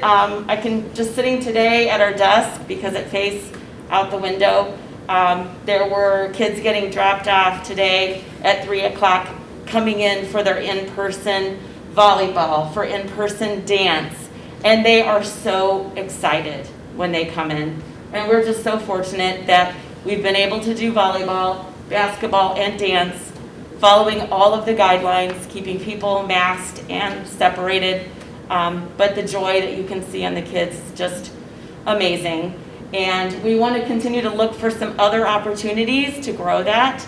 Our hope is that we will be able to run a cross-country season, be it just us, but maybe even working with some of the other RB feeder schools to compare times and do some virtual competitions where we're all running in our own neighborhood, but comparing times. So we look forward to that. I know we have a co-curricular bike club that's going to be starting once the weather changes for good.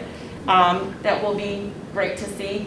And then we're also looking at another round of co-curriculars. So that's going to be going out to teachers, and then we'll be coming home to families of co-curriculars. Some that we might be able to offer virtually, but also what can we do in person. So just a little quick update on what's going on at Hauser. And it's really been a great last couple of weeks. Any questions? Just a quick question on the office hours. Like, how does that work? Is that, do students just show up? Does it turn into a small group session by chance? Or is it like schedule it and it's one-on-one time? Or? It doesn't have to be scheduled. So all teachers open a Zoom link at 2 o'clock, and they stay in that open Zoom link from 2 to 2:40. So students pop in. They don't have to schedule. I keep telling kids, if I were a middle schooler, I would probably go to my math teacher's office hours and just have it open and do my homework with my math teacher right there if I ran into any trouble or didn't understand something. But sometimes it turns into, they sometimes put the students into separate breakout rooms so that they can pop in and work with students individually. It sometimes turns into small breakout rooms if you've got a couple of students that are working on the same thing. So it's different every day and for every teacher, but the teachers are there available for 40 minutes a day, which our staff has said it's been one of the blessings that's come out of the pandemic, and something that we want to try to find a way to continue even when we're not in these circumstances. Yeah, and that's what I was thinking is like with the technology and now everybody's used to it, it might be an option to like slide in somewhere in the future as, not a supplement, but like maybe or not as a replacement, but maybe like a supplement or something. So that's great. Absolutely. Yeah, April, that sounds like what my daughter is at RB, that sounds like their office hours as well. I'm sure you talk with them, but I think that's a good thing to have similar office hour strategies when they might be blending in next year. So that's great. Absolutely. I wonder, in terms of the extracurriculars that you noted, how's the participation? How big are those teams getting to be? Well, we kept things down to 15, I think, just to keep with that, the guidelines that we had been going on. So it's 15 kids at a time, but we have things going every day in order to accommodate the kids that are in. And I believe it will probably grow. These are people who signed up really back in December, right, Chris? So the children who are participating now, they signed up in December. And if we think back to what December was like, we were on an adaptive pause. Mm-hmm. So that's why we really want to look at another round of co-curriculars, knowing that everything has changed since the last time we did that. And I think we would probably have even more than what we've got right now. So if you're limiting it to 15, then some folks were turned away this last time, or they're different sections? I'm going to let Chris speak to that because he Okay. runs the entire co-curricular program. How's that? No, so no one was turned away this time. Well, I guess with the initial form, we capped it at about 90 students because we were planning to run them as virtual co-curriculars at the time. We thought 90 was pretty excessive. That was with our volleyball program, our basketball program. And they were offered with the intention of eventually becoming, or they could possibly become, depending on the numbers, in-person activities. So once that transition happened, we started to divide the groups, 90 divided by 4. We got 15 students, 4 days. They had to come in once per week for in-person activities. But it is kind of a tough position to be in where we do end up having to turn some students away. Just with our limited resources with 2 gyms, I know that's something that's to take into consideration as well. And then only at 15 we are left in that unfortunate situation. But that's similar to normal times. We're making cuts for our sports teams, all that. So. It sounds like the students are pretty engaged. Have there been other suggestions that, regardless of whether they're realistic or not, have there been suggestions from students about other things that they'd like to see come back or added? That's a great question. They all want to return to normal. We know that. Yeah. So it's hard. I think we just met with our athletic director, I think 2 weeks ago, about what are some other things that aren't our typical offerings, knowing that we can't do those. Some things that are more, pandemic safe, I guess, for lack of a better word. Yeah. But some ideas were like maybe a wiffle ball club, kickball games. So that was something that we were gonna propose with these new co-curriculars was, think outside the box. Don't think of something that we've done in the past just to do it. Think of something that could translate to student success, and always up for student suggestions for those as well. Yeah. Who doesn't like wiffle ball and kickball? I was also going to add that Mr. Mason has been working, as you know, we do a huge musical every year. And it was just at this time last year that the kids tried to get one last dress rehearsal in before everything shut down. So he has been working with Mr. Johnston and Mrs. Conscious, and they're in the process of doing a virtual musical. But kids are coming in again in small groups and working and using drones and technology, and I think we're going to have a small motion picture to share with everyone when that's finished. So that's another activity that is virtual, but there's other aspects of it and does touch a lot of students' lives. Thanks. All right, thanks April and Chris and Angela. I just wanted to talk then about next steps, and this is truly kind of something that has been evolving up until even this afternoon, and that's why I know need a little bit of flexibility from the board, and we were, what looks like one slide, I do want to share a lot of information with you in this area. So as you know from our meeting last time, we reconvened our COVID transition team, which is a group of teachers along with 2 of our principals, and Angela, Pam, myself, to really look at the instructional models for our students. And then also obviously our district leadership team working together to look at models in this possible shift. So we really all went into this in conversations as to how could we increase in-person learning time for our students. That seemed to be certainly something we were hearing from our parents, and quite honestly our staff wanted to, even though there were many challenges in it, and you heard some of those tonight. But we really took a look at the hopes and concerns of our teachers, the hopes and concerns of our administrative team and our parents, and I think there's a lot of match there, in terms of everybody, as Chris, as you just said, everybody would really just like things to return to normal. We know we're not quite there yet, and we certainly hope we're headed in the right direction. But from now until the end of the school year, what could we do to increase learning time? And how would we match that also for our remote academy students, right? So we didn't feel that if we were going to offer increased virtual synchronous or in-person synchronous learning, that we didn't want to do less for our remote academy students. We all went into this with the idea of minimizing change and disruption for our students, that we know that that's something that we never want to do is change and disrupt our students' lives, even though we know that this year there's been a lot that our children have certainly absorbed, and we certainly have seen children being incredibly resilient. I do want to sort of acknowledge that about something, again, that I think is kind of a premise of our thinking is the resiliency of children.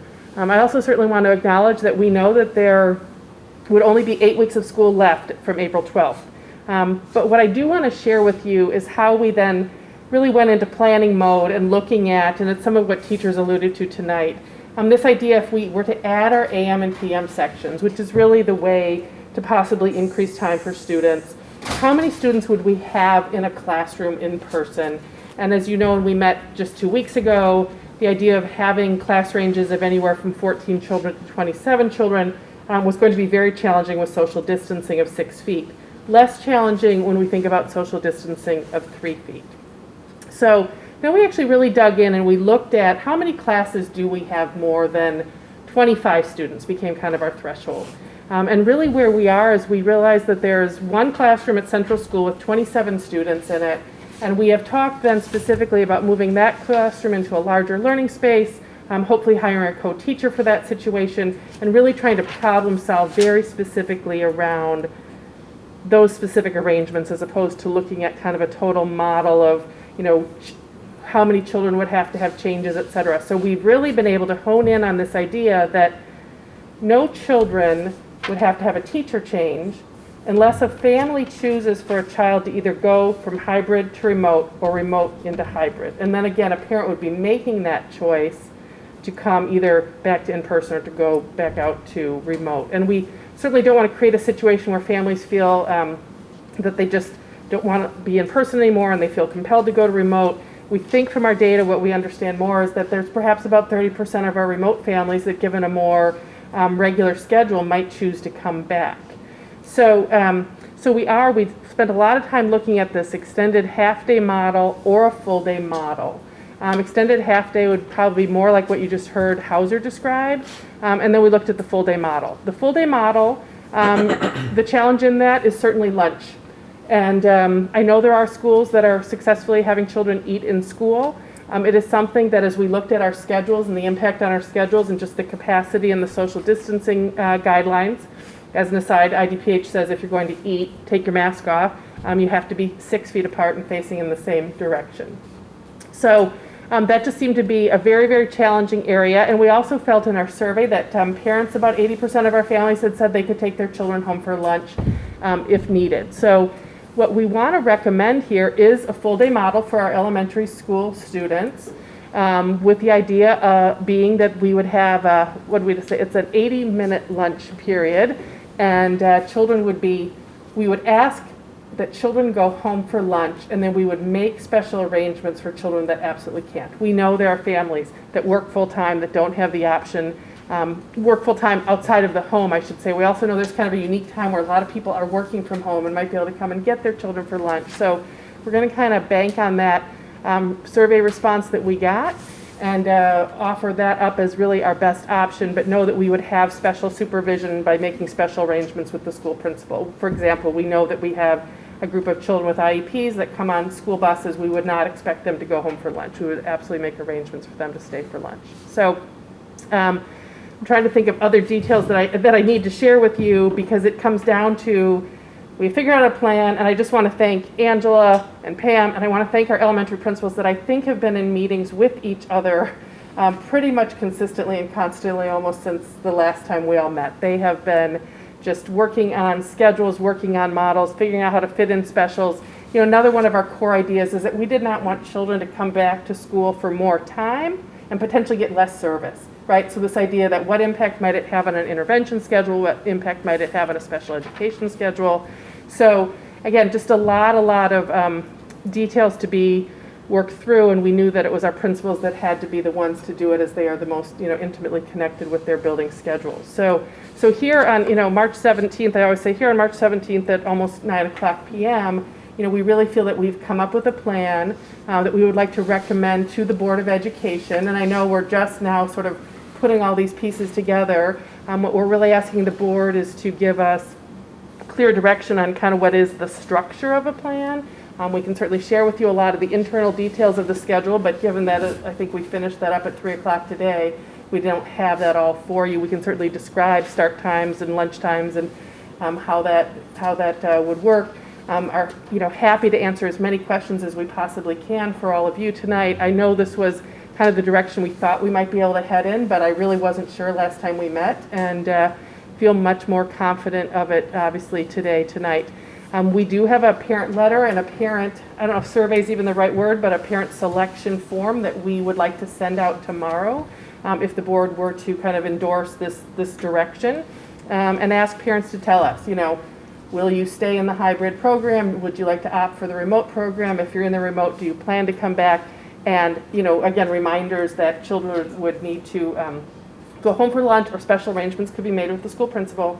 Also remind people, another one that people are somewhat concerned about is if there is exposure to COVID.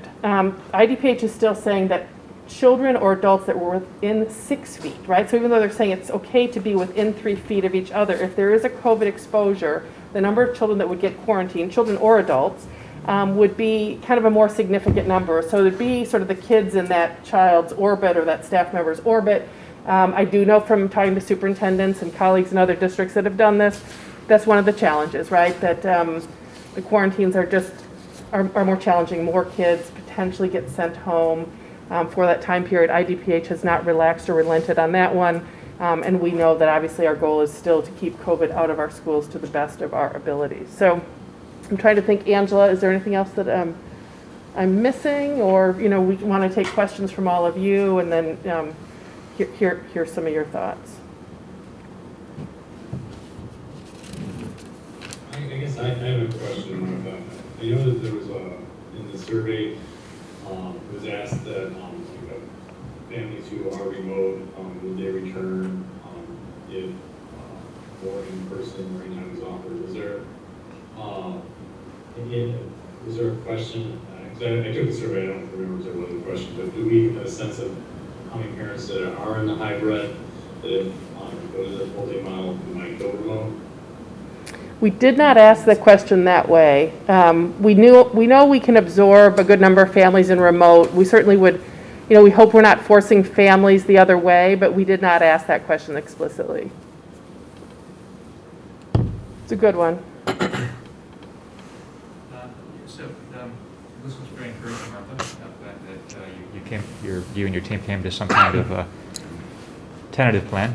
It's great. Just a question on the timeline. So the proposal would be to start on April 12th, which is almost a month away. And given that, as we talked about last time, and as some of the teachers have emphasized, it is a disruption, which is a sort of a fixed amount of disruption regardless of when you implement the plan, you'll have the same amount of disruption.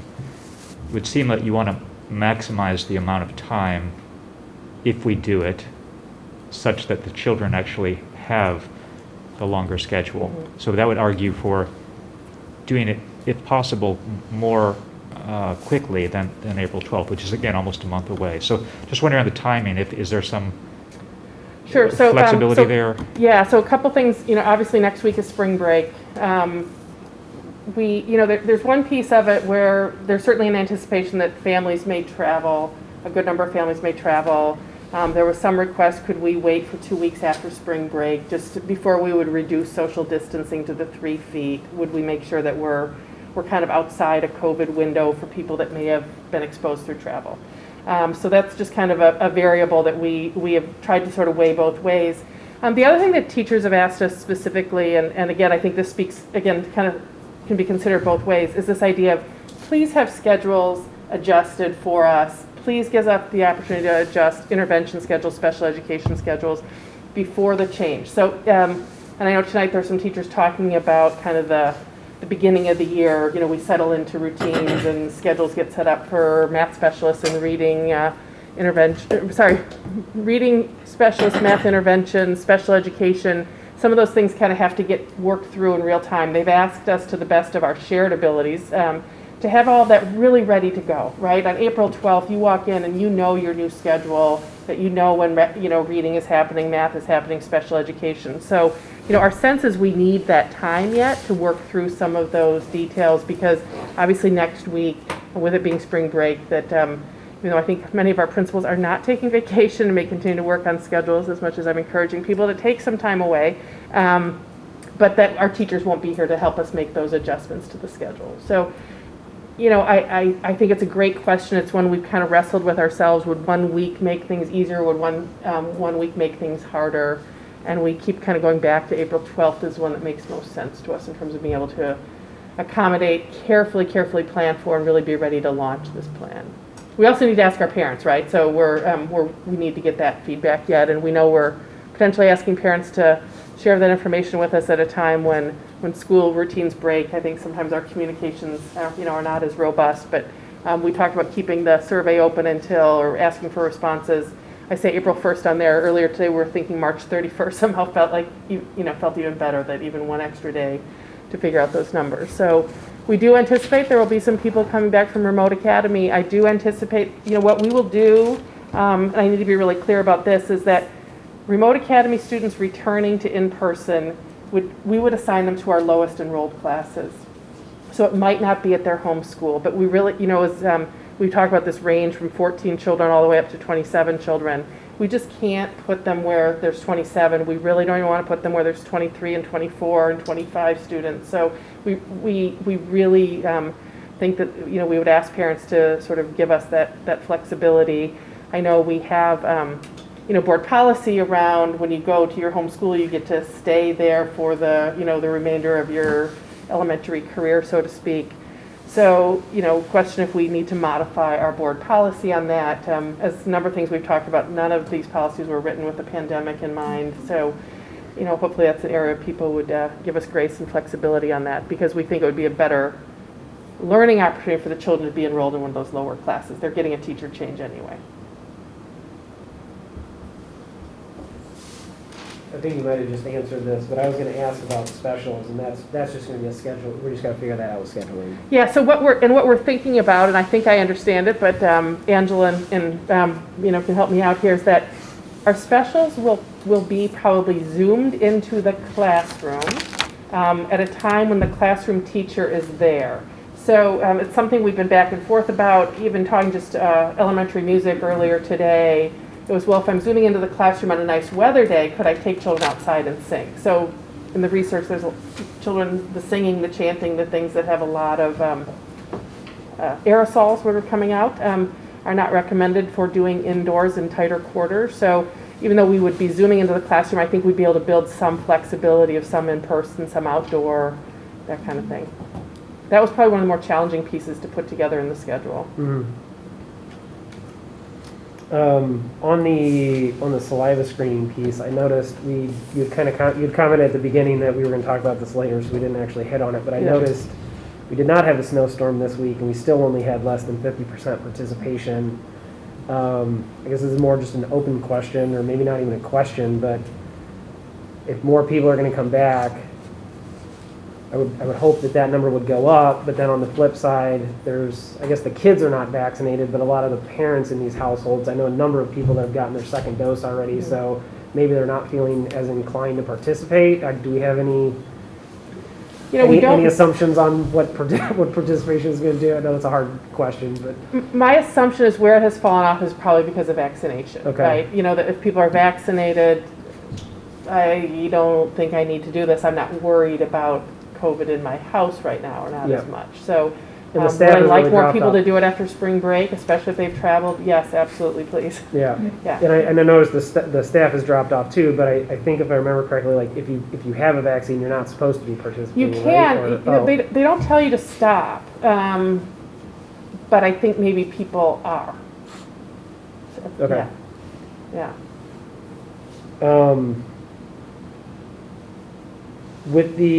So I'm trying to think through like the remote component of it. Like what, I don't even know if this is a question that can be answered tonight, and maybe it's just too in the details with scheduling, but like what would a day look like? I don't imagine that it would be a full day of staring at a screen, but on the flip side, just because our students are at home before they come to class, they're still on screens for a good portion of it, quite honestly. I mean, whether they're doing Dreambox or they're doing Lexia or they're doing Epic, learning A to Z, whatever program they use for whatever new thing that they're learning. I mean, there's a lot of screen time when they're at my house before they even go to school. So would it be is it fair to say that whatever's happening in hybrid would be comparable to in person? They might have a little more screen time, but there's still going to be breaks built in and Right. I would say it's something our remote teachers have talked about, and Angela, feel free to add more here, that children really can't sit at a screen for 5 hours. I mean, adults, we can't sit at a screen for 5 hours. And so I think our teachers have been very good about giving, why don't you take a little break? We're going to turn the screen off for a couple minutes, go run around,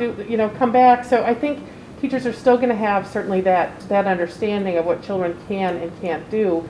We do want it to be virtual and engaged instruction, right? I think that was one of the things that we were hearing back from our parents too is, could we improve the asynchronous learning? And I think in my own, one of my own reflections around this whole thing has been this idea of virtual instruction is different than asynchronous instruction, right? So this idea of I'll post something for you to download, take a look at, learn from on your own is very different than a teacher on the Zoom screen talking directly to you and asking you to participate, with him or her. So I don't know if you have more you'd want to add to that. Not too much more. I think the only other thing is that just like in a classroom environment, students might be broken into a small group or work on an activity away from teacher instruction independently. We would look at that same type of situation for our remote learners also, where they might be in breakout rooms working in small groups, or they might be taking a break away from the screen to work on an assignment and setting a timer and coming back. But those are all things that we even expressed at our transition meeting as recently as today that some of our teachers are going to need some guidance and assistance with. And so myself, Sarah Hickey, the principal, as well, I'll be working with the teachers, the remote teachers, to help with what are some ways we can structure it so kids aren't staring at a screen for 5 straight hours. Is there any, just in today's environment, is everything done through the tablet? Is there any paper handouts that are sent home? Or, I mean, I know you could probably create it and say, hey, do this math. I mean, I make my kids do this all the time, get out a piece of paper and I know it's here, but I want you to do it here and take a picture of it type thing. Is maybe we could build it and not just get their eyes off the screen for a few minutes or something like that. I know we have, I know you, those of you that have kids in elementary school also know, we have these remote pickup packet days. Yeah, okay. So there are materials that go home. There are, okay. Hands-on materials for students to be able to use. That would also continue. But then also I know with Seesaw that some of our remote teachers have students take a picture of what they're working on and submit it through Seesaw that way. So there are opportunities for off-screen work, but just working on it, continuing to work with our staff members so that they're aware of all the different options. Yeah, so but today, right now, there are take-home packets, I guess. Yes, okay. Yeah, every school regularly has a remote pickup packet day. So that wouldn't change then? So that'd be, yeah, okay. We talked about sizes with the hybrid. I assume that's comparable with the Zoom. I know there was a lot of concern, both parents and I've heard otherwise, about 40 kids on a Zoom call, but I mean, the class sizes are going to be similar. Yeah, I mean, I meant to mention this. We have, I know, a class of 28 students right now in the remote academy, and we have another one of 27. It's hard to know if they're going to stay that way because will those be the classes where some children may come back? If they stayed at 28 and 27, one of the things we are looking at is some additional staffing. And again, I would ask for the board's kind of flexibility with us on that. So I know I mentioned last time that teacher shortage is very real. We did go into our online application system and we found 170 applicants. We're not entirely clear. Sometimes when people submit applications, our HR specialist, Donna McLaughlin, reached out to every single one of them and said, we may have a long-term sub-arrangement from now till the end of the school year. Would you be interested? Right now we're at 19 teachers that perhaps would be interested. So we're going to screen and interview them with this idea being that the one in-person class of 27, if it stays that way, I think a co-teacher is in order.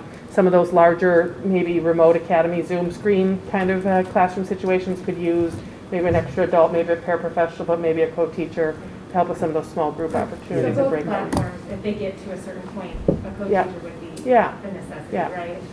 Whether they're in person or on remote. Yeah.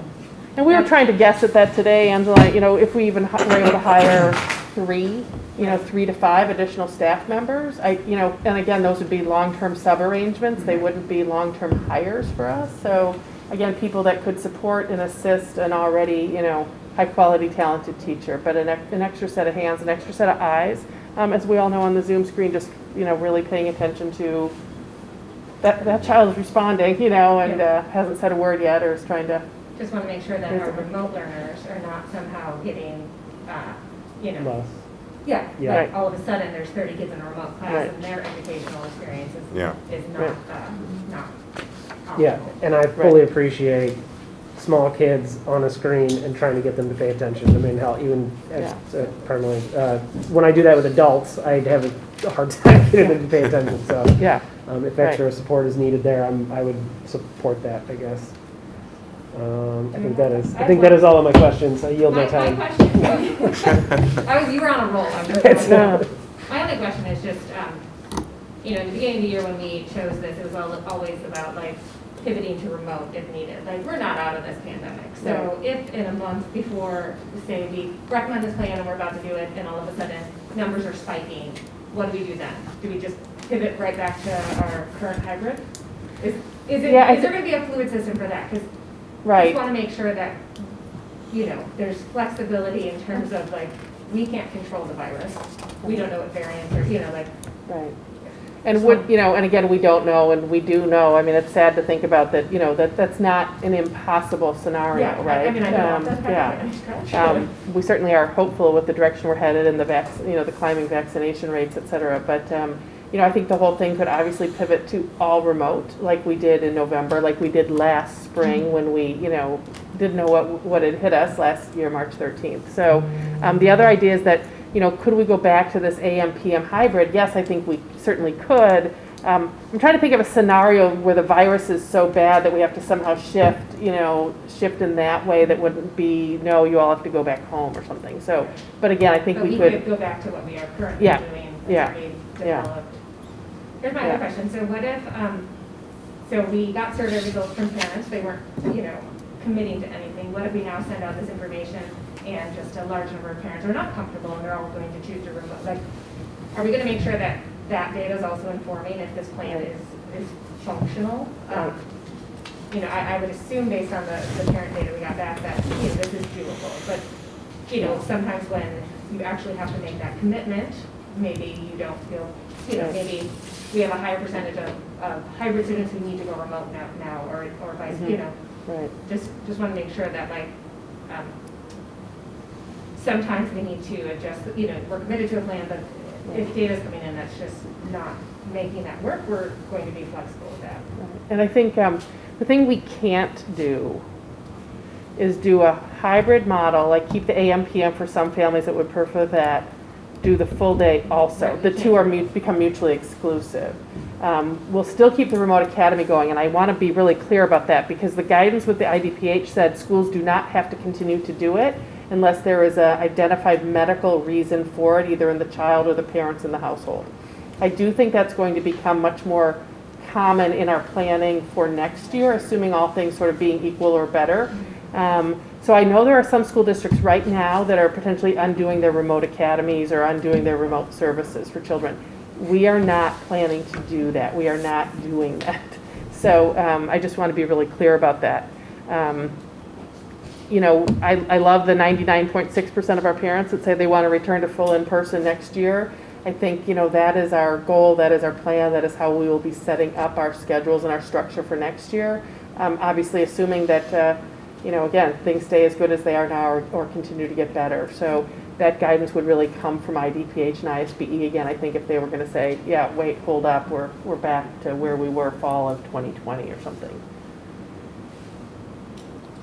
Martha, how are you and the administrators tracking the variants? I'm not going to assume that we'll have a large variant pop up with the virus. It's just watching some of the other countries around the world. It can be a concern. Maybe we'll lock out and it won't happen until after the school year is completed. But what are you guys doing, other than IDPH, to follow those trends? Right. So we still track just the virus numbers. And I know in talking to, one of our local medical people, just like keep a close eye on it. We are. And that, what we're hoping, what we're believing, what we're being told is that the mask wearing and even the 3-foot social distancing would help us, in the case of a variant. Yeah. So, So yeah, I mean, we will have to rely on our public health officials to some degree, but will we see some uptick in cases and, our monitoring will just, like we were, I think back in November, right? It was very heightened at that time when we knew the virus was climbing. I did have another question about blending the classrooms. Do you think there'll be any implications for the special education numbers? And we have to have certain percentages of, constituents in the classrooms. Do you see any impact on that? Or do you think we're good to go? Right, we've talked about that. So what Sherry's referring to is classrooms are supposed to have a 70% general education, not more than 30% children with IEPs in the same class. Actually making the classes bigger may help us with that percentage issue. We've looked at it. We think we're fine with that, but it's always a little bit of a tricky number to, Pam, I don't know if there's other comments you'd want to share about that. No, the other thing is if it were difficult to change that, you can write a deviation to the state, give me the reason why. I would assume, given the fact that we're trying to bring children back for all-in-person learning, there's just a few weeks left that they would grant the deviation. Yeah, I would think so. I was just curious how that was being monitored, because we don't know how many remote students will come back, so I'm sure you'll have to readjust when you know the numbers. I think what became sort of most eye-opening for us is that goal of minimizing change for children. I know we had talked about, we asked parents, how would you feel about a teacher change? And, a little better than 50% said they'd be okay with it. None of us felt good about it. We know parents didn't feel good about it. I think it's very promising to look at the numbers where they are right now and be able to not have teacher changes for children. I realize it's scheduled changes, but not losing that much loved teacher at this point in the year. Martha, I have a question. And I know we can't really determine, say, what the class sizes are going to be going forward, but is there possible that when we ask parents to make decisions, is it possible to say, okay, this is going to be your class size if you're going to the full day option, this is how big. If nothing changed, this is what your class size is if you're meeting today, versus the same thing with remote, if nothing changes today, this would be the class size. So I have a sheet here with all the class sizes. Right, you're asking if we'd make that public, like we would tell a parent, this is if in second grade with this teacher, it's going to be this many children? Right, and because you said there's going to be some kids, there's 27, 28 kids, and will be in some of these remote academies, and that just seems, I've ran meetings with that many people. First of all, especially if you're doing a presentation, you're not going to get 20 people on a screen, especially a laptop screen, and you're not going to be able to pay attention to whether or not who's really engaged or who's not engaged. So I just like to know if that's something we can provide or.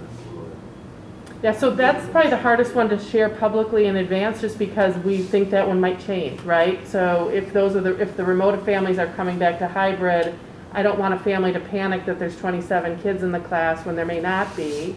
Certainly we could offer to families if they were willing to make a teacher change. We have some remote classes with 7, 8, 9 kids in them. And so, that would be the ideal, is to spread everything out and make it more even.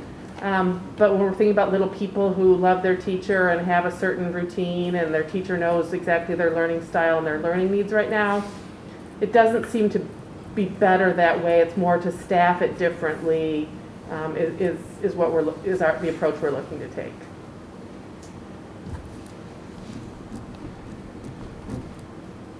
I don't know that it's been said yet. So from the elementary perspective, how does the day look after lunch? And what are the kids coming back for?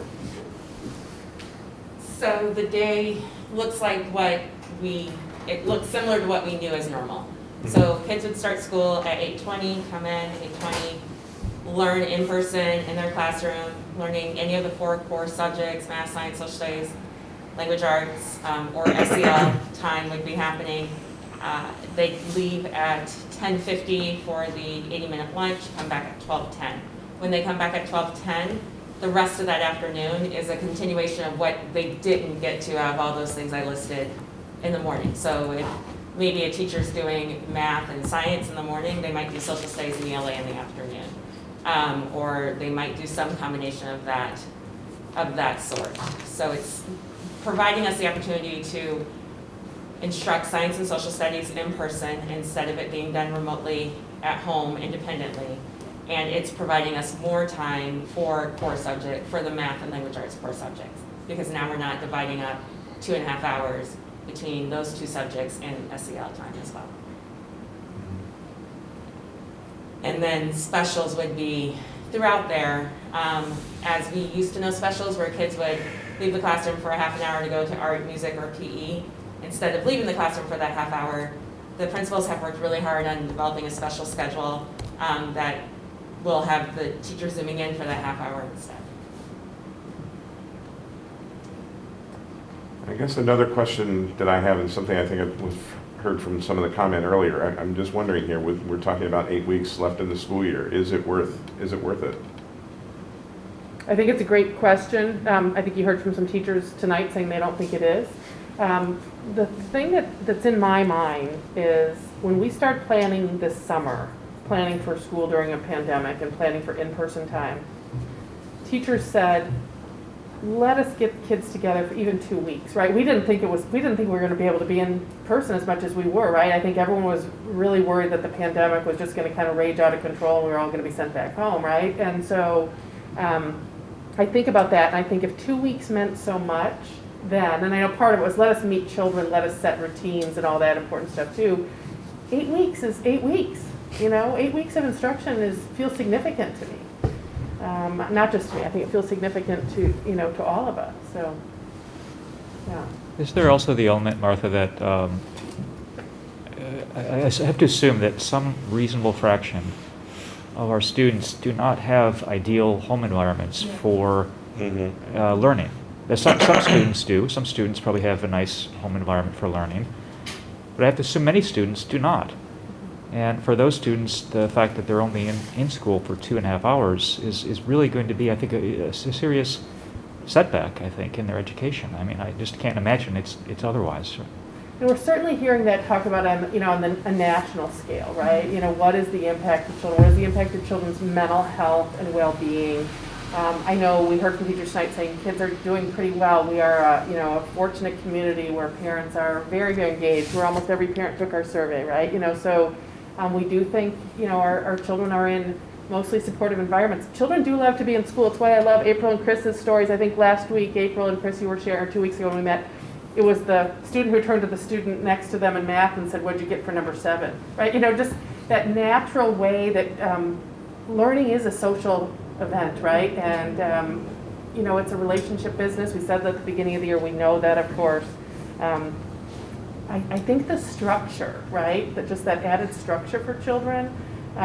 We know that science and social studies has been a frustration for a lot of our families, right? I think there's a way to do that at a higher quality in person. I think science and social studies, as we know, embed a lot of English language arts and mathematics in there, right? So in terms of that core instructional learning, I do think it's an improvement for children. Mm-hmm. But I think regardless of your environment, it is still a distracting environment relative to the school environment too. You got dogs, you got whatever, you got toys, you got parents trying to work maybe, so it's. And I think that, I think the mental health issue that Martha mentioned, I think is very real for many kids, because people are sociable and kids are sociable, and 2.5 hours is not very long, It's just the fact that kids can be out with more people, I think, is desirable. And not to mention the double instruction time. And I do want to, I know you heard from teachers tonight that are concerned, and I will tell you the concern is I think very reflective of what you heard tonight in public comment. I don't think teachers are worried about the virus in the same way. I think at the beginning of the year it was this concern for the virus, right? Now teachers were at 78% plus vaccination rate, and the ones that aren't vaccinated are choosing to not be vaccinated.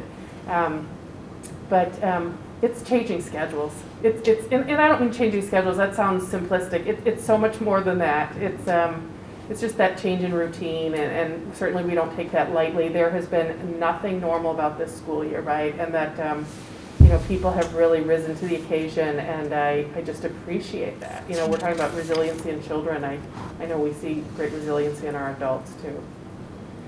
When we heard one comment tonight, and then there was an email that I read about maybe a month ago of a very, very similar storyline that they did the change to go back full time, and exactly the same thing, like concern about how it was going to go, and in that district, or at least in that classroom, and the feedback from that person was it was hard to do, it was hard to let go of some of the kids, but we agreed the change was needed, and it took a while to adjust, but she felt like it was a good change. So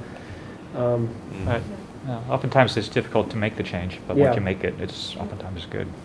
Yeah, I think the only thing that's missing for me is some of these schools did those changes much earlier on, and I think one thing that would help me as a board member would be to hear more responses about the teacher concerns. I know we got an email, and I haven't really heard many responses, and I know you're still working on specifics, but you're right, learning is this social thing, but teaching is also a very skillful, dynamic art, and I do respect their opinion, and so I would like to hear more about how we intend to lessen the transition cost, both for the teachers and the students, because it is not negligible, it is important, and it will be a factor in curriculum coverage, and it's not nothing, but I think it's important to hear more about that, so I would personally like to hear more answers to those concerns. Yeah, I actually think you got a good representation of it tonight in the public comments that were shared by our teachers. I know the REC has surveyed teachers. As a district leadership, we have, the REC has been clear that they are surveying teachers, and so therefore then we are not. But they do share those results with us, and we appreciate that. And we've just created a variety of forums and opportunities for teachers to have those conversations with us. And I know Angela's meeting with the specialist teachers, and meeting with the math interventionists, and meeting with the reading specialists, and so we're really group by group, kind of problem by problem. I'm meeting with the special education teachers, right? So we're just, doing everything we can to invite those conversations, invite those opportunities to collaborate, invite those opportunities to problem solve. I think those are more about conversations than just feedback. Feedback's important, but then even in the COVID transition team, it's been an opportunity to say, yeah, we've been thinking about that too. That's a concern of ours too, right? So how do we do that together? How do we make this better? How do we reduce any potential negative impacts from that? So it's absolutely challenging. Time is kind of always our enemy in schools, right? Because our teachers spend their time with children, and so this idea of kind of robust, the planning, et cetera. And I will tell you, that's where our principals have really picked up a heavy load. I know they are trying to sort of set and establish as many of the schedules for everybody. They do some of that. That's the natural role of the principal. But I think even, would this work for you? Can I make this adjustment? Can we move this over here? So again, trying to do it to the best of our abilities. It is not easy. It is not easy. Yeah, I appreciate it. I didn't mean per se the specific hearing about necessarily, the survey numbers are good, but I think we have also been provided a list of concerns, and I would be interested in the actual strategies and answers, and how, just for parents too, I think it'd be a useful thing to hear what are our thoughts there. And, I totally agree, being in person is so valuable. I myself have taught both ways, and there's nothing like being with them in person, but there is a cost, and I would really like to see some of the strategies before we make our final decision. So that would just help me. So let me propose something. One last question, sorry. Okay, let's get the last questions in then. Recess, are we going to be doing recess? Yes, there would be movement breaks throughout the day. I guess more like, so we're going to do like a morning, afternoon, everybody's going home for lunch, where you would normally have the playground and stuff. I think right now the kids are not allowed to use the playground. Would there be a change in that, since the playgrounds have been open for a couple months? Would we allow us to use the new however many $1 million playground here and at the other one? Yeah, no, there is actually some guidance for playgrounds in the IDPH, and it talks about just keeping kids in kind of quadrants and small groups, and so the principals had already been talking about that, of sort of, this many kids can be on the climber, and this many kids can be over here doing some physical movement activities. Actually, one of the teachers said today, they wish we wouldn't call them mask breaks, that we would just say movement breaks, because a lot of kids opt to keep their mask on and be near each other. So it's like you can keep your mask off, but you have to be far, right? And as a matter of fact, the Hauser team that does walking during PE and has since September 2nd, we were getting regular neighbor reports about that. So, and that's exactly what you told the children, right? You can be near each other, but you have to keep your mask on, or you can be far from each other and take your mask off. So do you want a mask break, or do you want just outdoor opportunity? So That was a good question, Leslie, about playgrounds though, because we also have Central that has a dismantled playground. Yeah. And it would be interesting to hear about the blacktop strategies for that, because that's a totally, it's not exactly equitable, but we'll work with it. Yeah. What are we gonna do for them? Because we're lacking in a playground. outdoor play, you know, we bought these very nice tents. We kind of, by the time we got the better tents, we were already kind of into late fall. So, and I think a lot of them we were setting up for our kids to wait in while they were getting their temperatures taken, et cetera. And now I think, you know, there's more opportunities to really say, like, yes, doing things outdoors. I mean, the music teachers, that's what they asked today. Could we go outside? Absolutely, please go outside. So I think, that, you know, that will be the principles to just make sure they're scheduling time so that there's not a lot of overlapping. I think you raise a good question. We need to think about the lunch period, that if, as a parent, you take your child home for lunch, we will probably ask that you not come and be back on the playground, because we will probably use the playground for the percentage of children that need to stay with us, is my guess. So. Did you have another one? Just two quick things. One, just going off of what Sherry had mentioned, like I want to make sure the teachers know that they're, you know, we heard in public comment today, like very valid concerns, very rational, valid concerns that I fully appreciate and understand. And going on with what Sherry said, I just want to make sure we are supporting them in those changes, because everything they said is right. I mean, it's a transition. It's going to be disruptive. Everything they said is accurate, and so I just want to make sure they're feeling.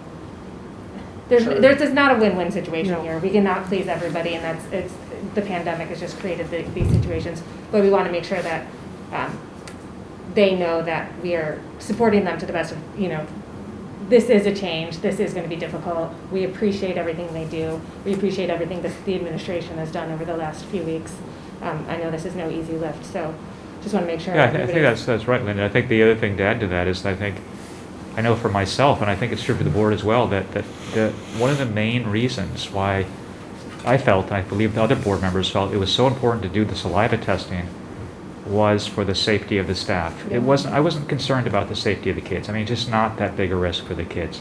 But I was concerned about the safety of the staff, and I think the rest of the board was as well. And that was really what was motivating. Yeah. So we were very, very concerned about the staff. And also, you know, the concerns are valid. There will be disruptions. It's not optimal. But we're in a situation where we have to make difficult decisions, where we have difficult trade-offs, and that's where we're at. So we're not not dismissing the concerns, but yeah. Just want to make sure they know that they are being heard, and that you know, we completely understand that. Now this is a question maybe the Hauser team over there doesn't want to hear. So I already can see it coming. We implement this full day at elementary, and we are going to immediately have questions about what about Hauser? Why are we not full day at Hauser? So not that you need to respond, I just wanted to throw that out there, that we all know that will be coming. And I'm sure you've already thought through this. And I think, you know, they are definitely two different situations that could, you know, can be treated very differently, but I feel like I see that email coming soon. So just want to make sure we're thinking about I mean, we can add a few comments right now. We have been thinking about it and talking about it quite a bit.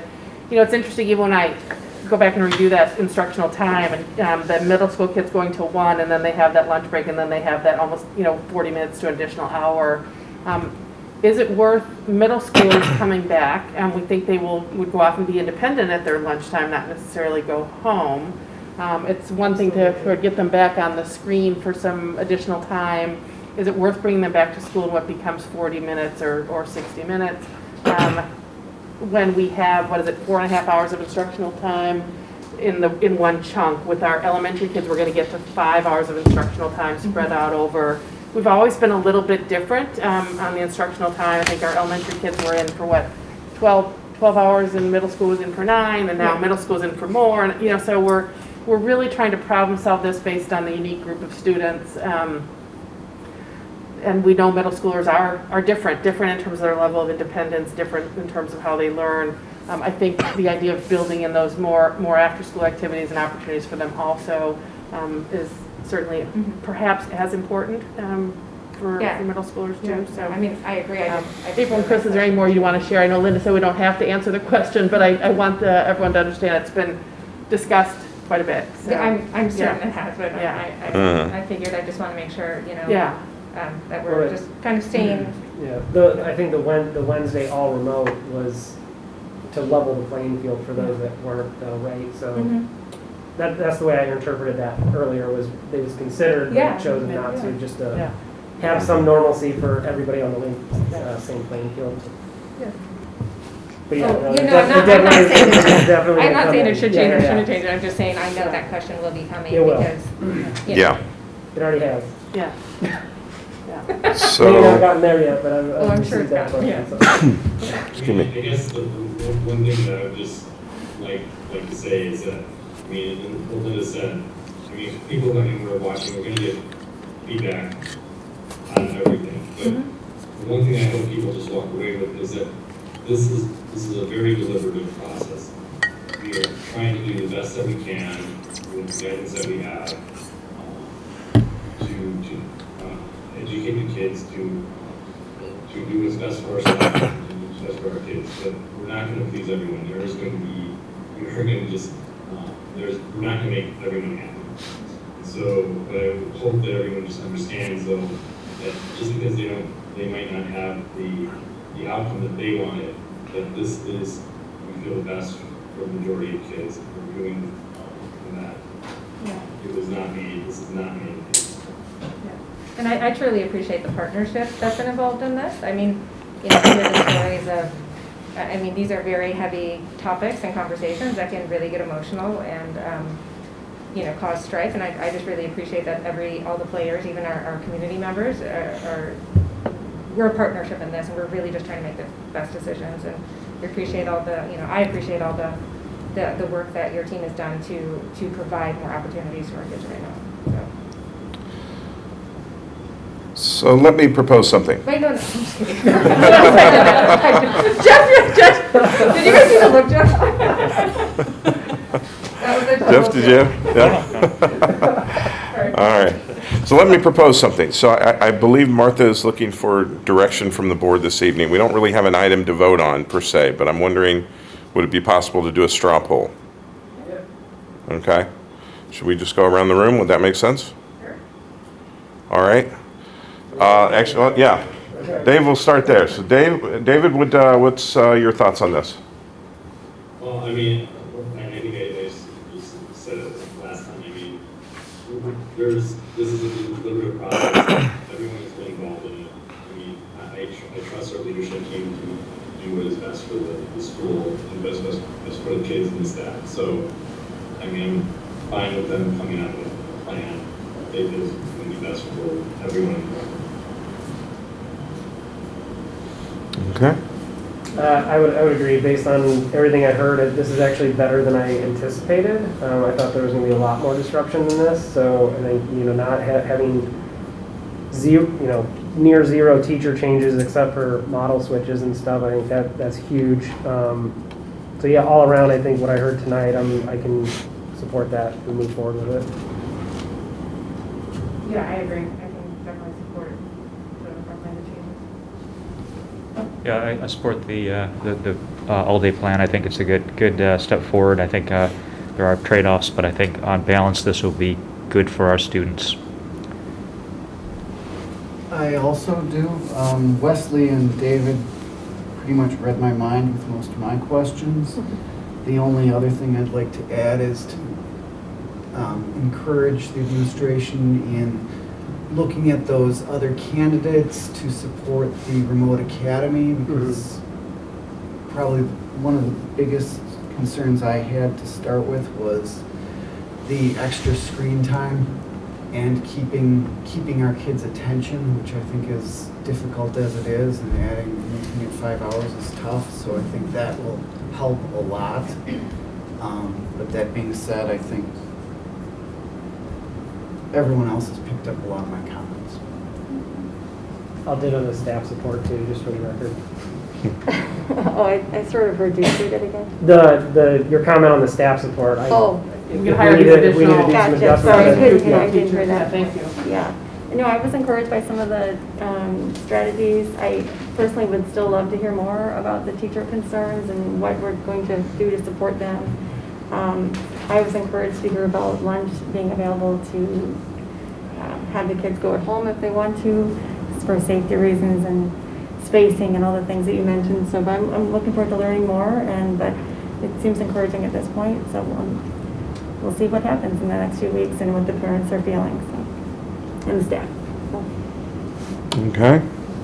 Well, it's been a tremendous amount of great discussion this evening. Again, I'm looking forward to hearing and seeing more as well at the next meeting. Based on what I've heard tonight, though, I think Wes said it as well, as this is better than what I was anticipating. So I'm definitely very happy to see and hear that we're moving in this direction. I do think the amount of time left in the year, it is worth it. It is something that we can and should do for the kids. So I'm definitely in favor. Thank you all. Thanks for the support. I need to absolutely, I know Angela and April and Chris, you all said it earlier, thank you to our teachers. I know it has been a frustrating year in so many ways, but they keep coming to the table and keep talking and keep problem solving with us. And I know because their hearts are with the children, and they really have the children's best interest as they are trying to put all these pieces together. And I know it's a lot on them, a lot on their shoulders. And I absolutely want to thank our principals who have done an outstanding job of just modifying schedules, modifying physical setup of the buildings and the classrooms, and Angela and Pam who have guided and supported them also. So it's truly been a collaborative team effort. I know we're not done yet. We're kind of now just climbing another mountain together. So anyway, but thank you for your support. And I don't think anybody wants to do a pandemic again. So I think they only come up like every 100 years, we hope, right? So anyway, thank you so much. All right, indeed. Thank you. Thank you all. Thank you. All right. Now for the really interesting part of the meeting here. We give our bi-weekly strategic plan update. Wes, any thoughts on the strategic plan? Yeah, sure. I thought we were done. I forgot we had this at the end. So we are in the mission, vision, values, motto, like putting the framework together basically of what the general structure looks like why are we here, what's our purpose, what are we trying to accomplish, and all that kind of stuff. We took the process for this one, we got a pretty decent amount of feedback. I think it was I want to say it was 250 or something like that from the community or parents. I think we only had 4 responses from non-parent, non-staff participants. Not totally shocked by that, but I do think we might have gotten more participation if we hadn't had the other thing going on, which we just finished talking about. But still, 250 was pretty good in my opinion, with everything else going on. And we weighed, so everybody had a column of strongly disagree to strongly agree, and then we compared those that were on the ends. And actually, I was a little surprised at how much non-strong was in there, if that makes any sense. So when you looked at some of them, I think our biggest bucket was 10 people strongly agreed and 7 people strongly disagreed out of 250. I was wondering if those numbers have, okay. So so what Perry did was he only scrubbed out the people that felt polarized about it, right? If that helps explain it differently. Yeah, no, everybody else was basically in the middle. I disagree, I agree, but I don't feel that strongly about it. So there were very few items where people provided opinions that were completely opposite by disagreeing than us, and then there was quite a few in certain areas where people strongly agreed, but for the most part everybody was just yeah, that seems right. Mm-hmm. So that, I guess that felt good that the team did a good enough job of collecting all the various touch points, at least that's the way I interpret it. And then we took all that information and that comparison, we kind of wove it together into these mission, vision, value statements. And I don't know, is this I meant to ask you this before tonight, is this our final or is this the draft? Because I know we missed Tuesday for an emergency, and so that's got to be rescheduled. So is this just a draft version? Or and I think Karen would tell you it's always a draft until the board votes on the final one, but it's a strong draft. I think it's certainly if there's board members that would feel strongly about things, we are going to take another pass at it. But I would call it Yeah, strong draft, how's that? Yeah. So probably not a lot of change unless there's some feedback to change it, I guess maybe would be a way to say it. So all that information is here if anybody else wants to look at it. And for the most part, I think really the only additional comments of things that were missing was the half-day kindergarten was like a write-in comment, and oh, now I'm losing it. There was something else that was in there that I think got woven into this, but really it seemed like the community felt, or the people that, teachers, the staff, and the parents that provided the feedback seemed to generally agree with where we were at on this, so that it felt like we were in a good spot. Yeah, totally. Yeah, I think there were a couple that it struck me that it seemed like in cases where there were strong opinions, they seemed to almost cancel each other out. There would be 8 of one and 10 of another. There were a couple that you mentioned that people were strongly in agreement of. So I think that this process, it surprised me. In that it's definitely been a lot of sessions, but I think the product that we're coming out with is going to be stronger and more representative of the community as a result, as opposed to what we did 5 years ago that I was a part of as well, but that was essentially cooked up over the course of one evening and refined slightly on the second evening. So it's also been a great opportunity, I think, to meet and work with a lot of members of the staff. I think I was in a group with Jim. Last time around, I was in a group with Angela, and it's been really great, working with members of the administration that I know we talk with, we see at the meetings, but I haven't really had a chance to work with much before. So that's all been great. It's definitely been a great experience, and I think I think I've seen that the last session, because we missed the one on Tuesday, we're adding an extra hour to the one on the 30th. Yeah, that's our plan. Yeah. And then that's essentially the last one, or do we have more? Then we than have that? a final, it's called the final retreat, or it's April 13th. Okay. So this is still under the setting directions as we're kind of heading into the goals and strategies, and then a final. So we're down to two sessions, 2 more sessions.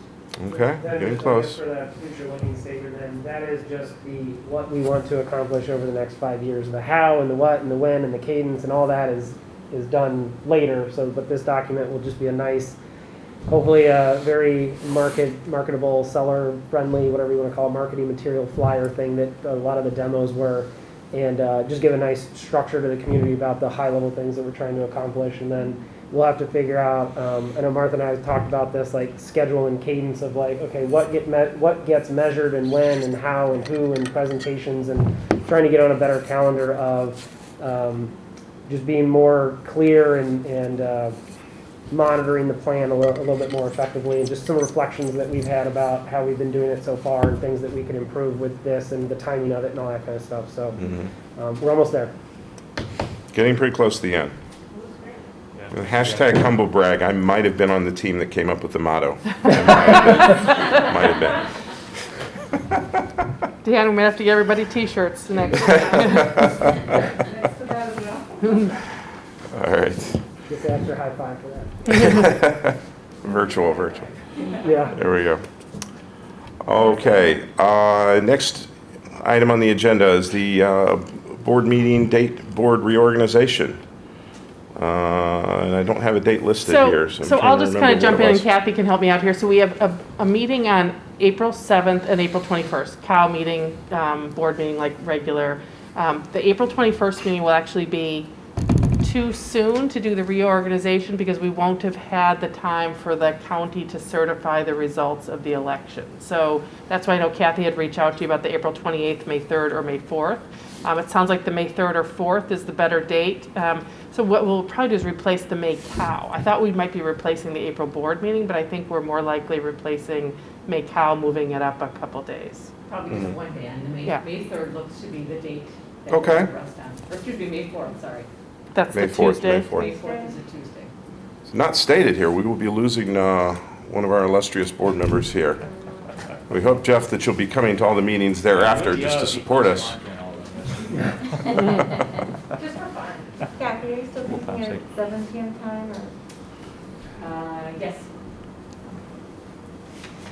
Wait, I'm sorry, I missed the date that worked. I think it was Tuesday, May 4th. And then we would not meet on Wednesday, May 5th. So I was kind of wondering if it was a different meeting we'd have to So that's the only meeting schedule that different. changes then? What's that? That's the only thing that changes on May 5th versus May 4th? Yeah. Okay.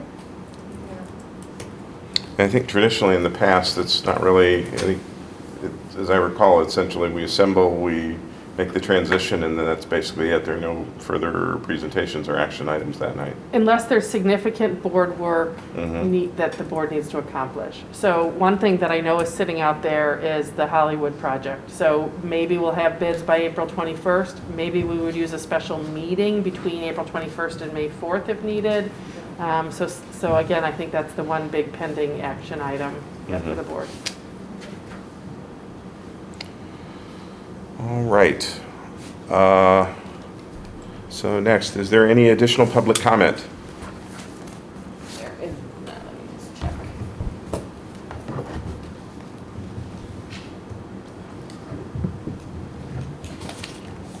There is none. Okay. Then future meeting dates are April 7th, 2021, Committee of the Whole meeting, 7 p.m. at Ames School, multipurpose room.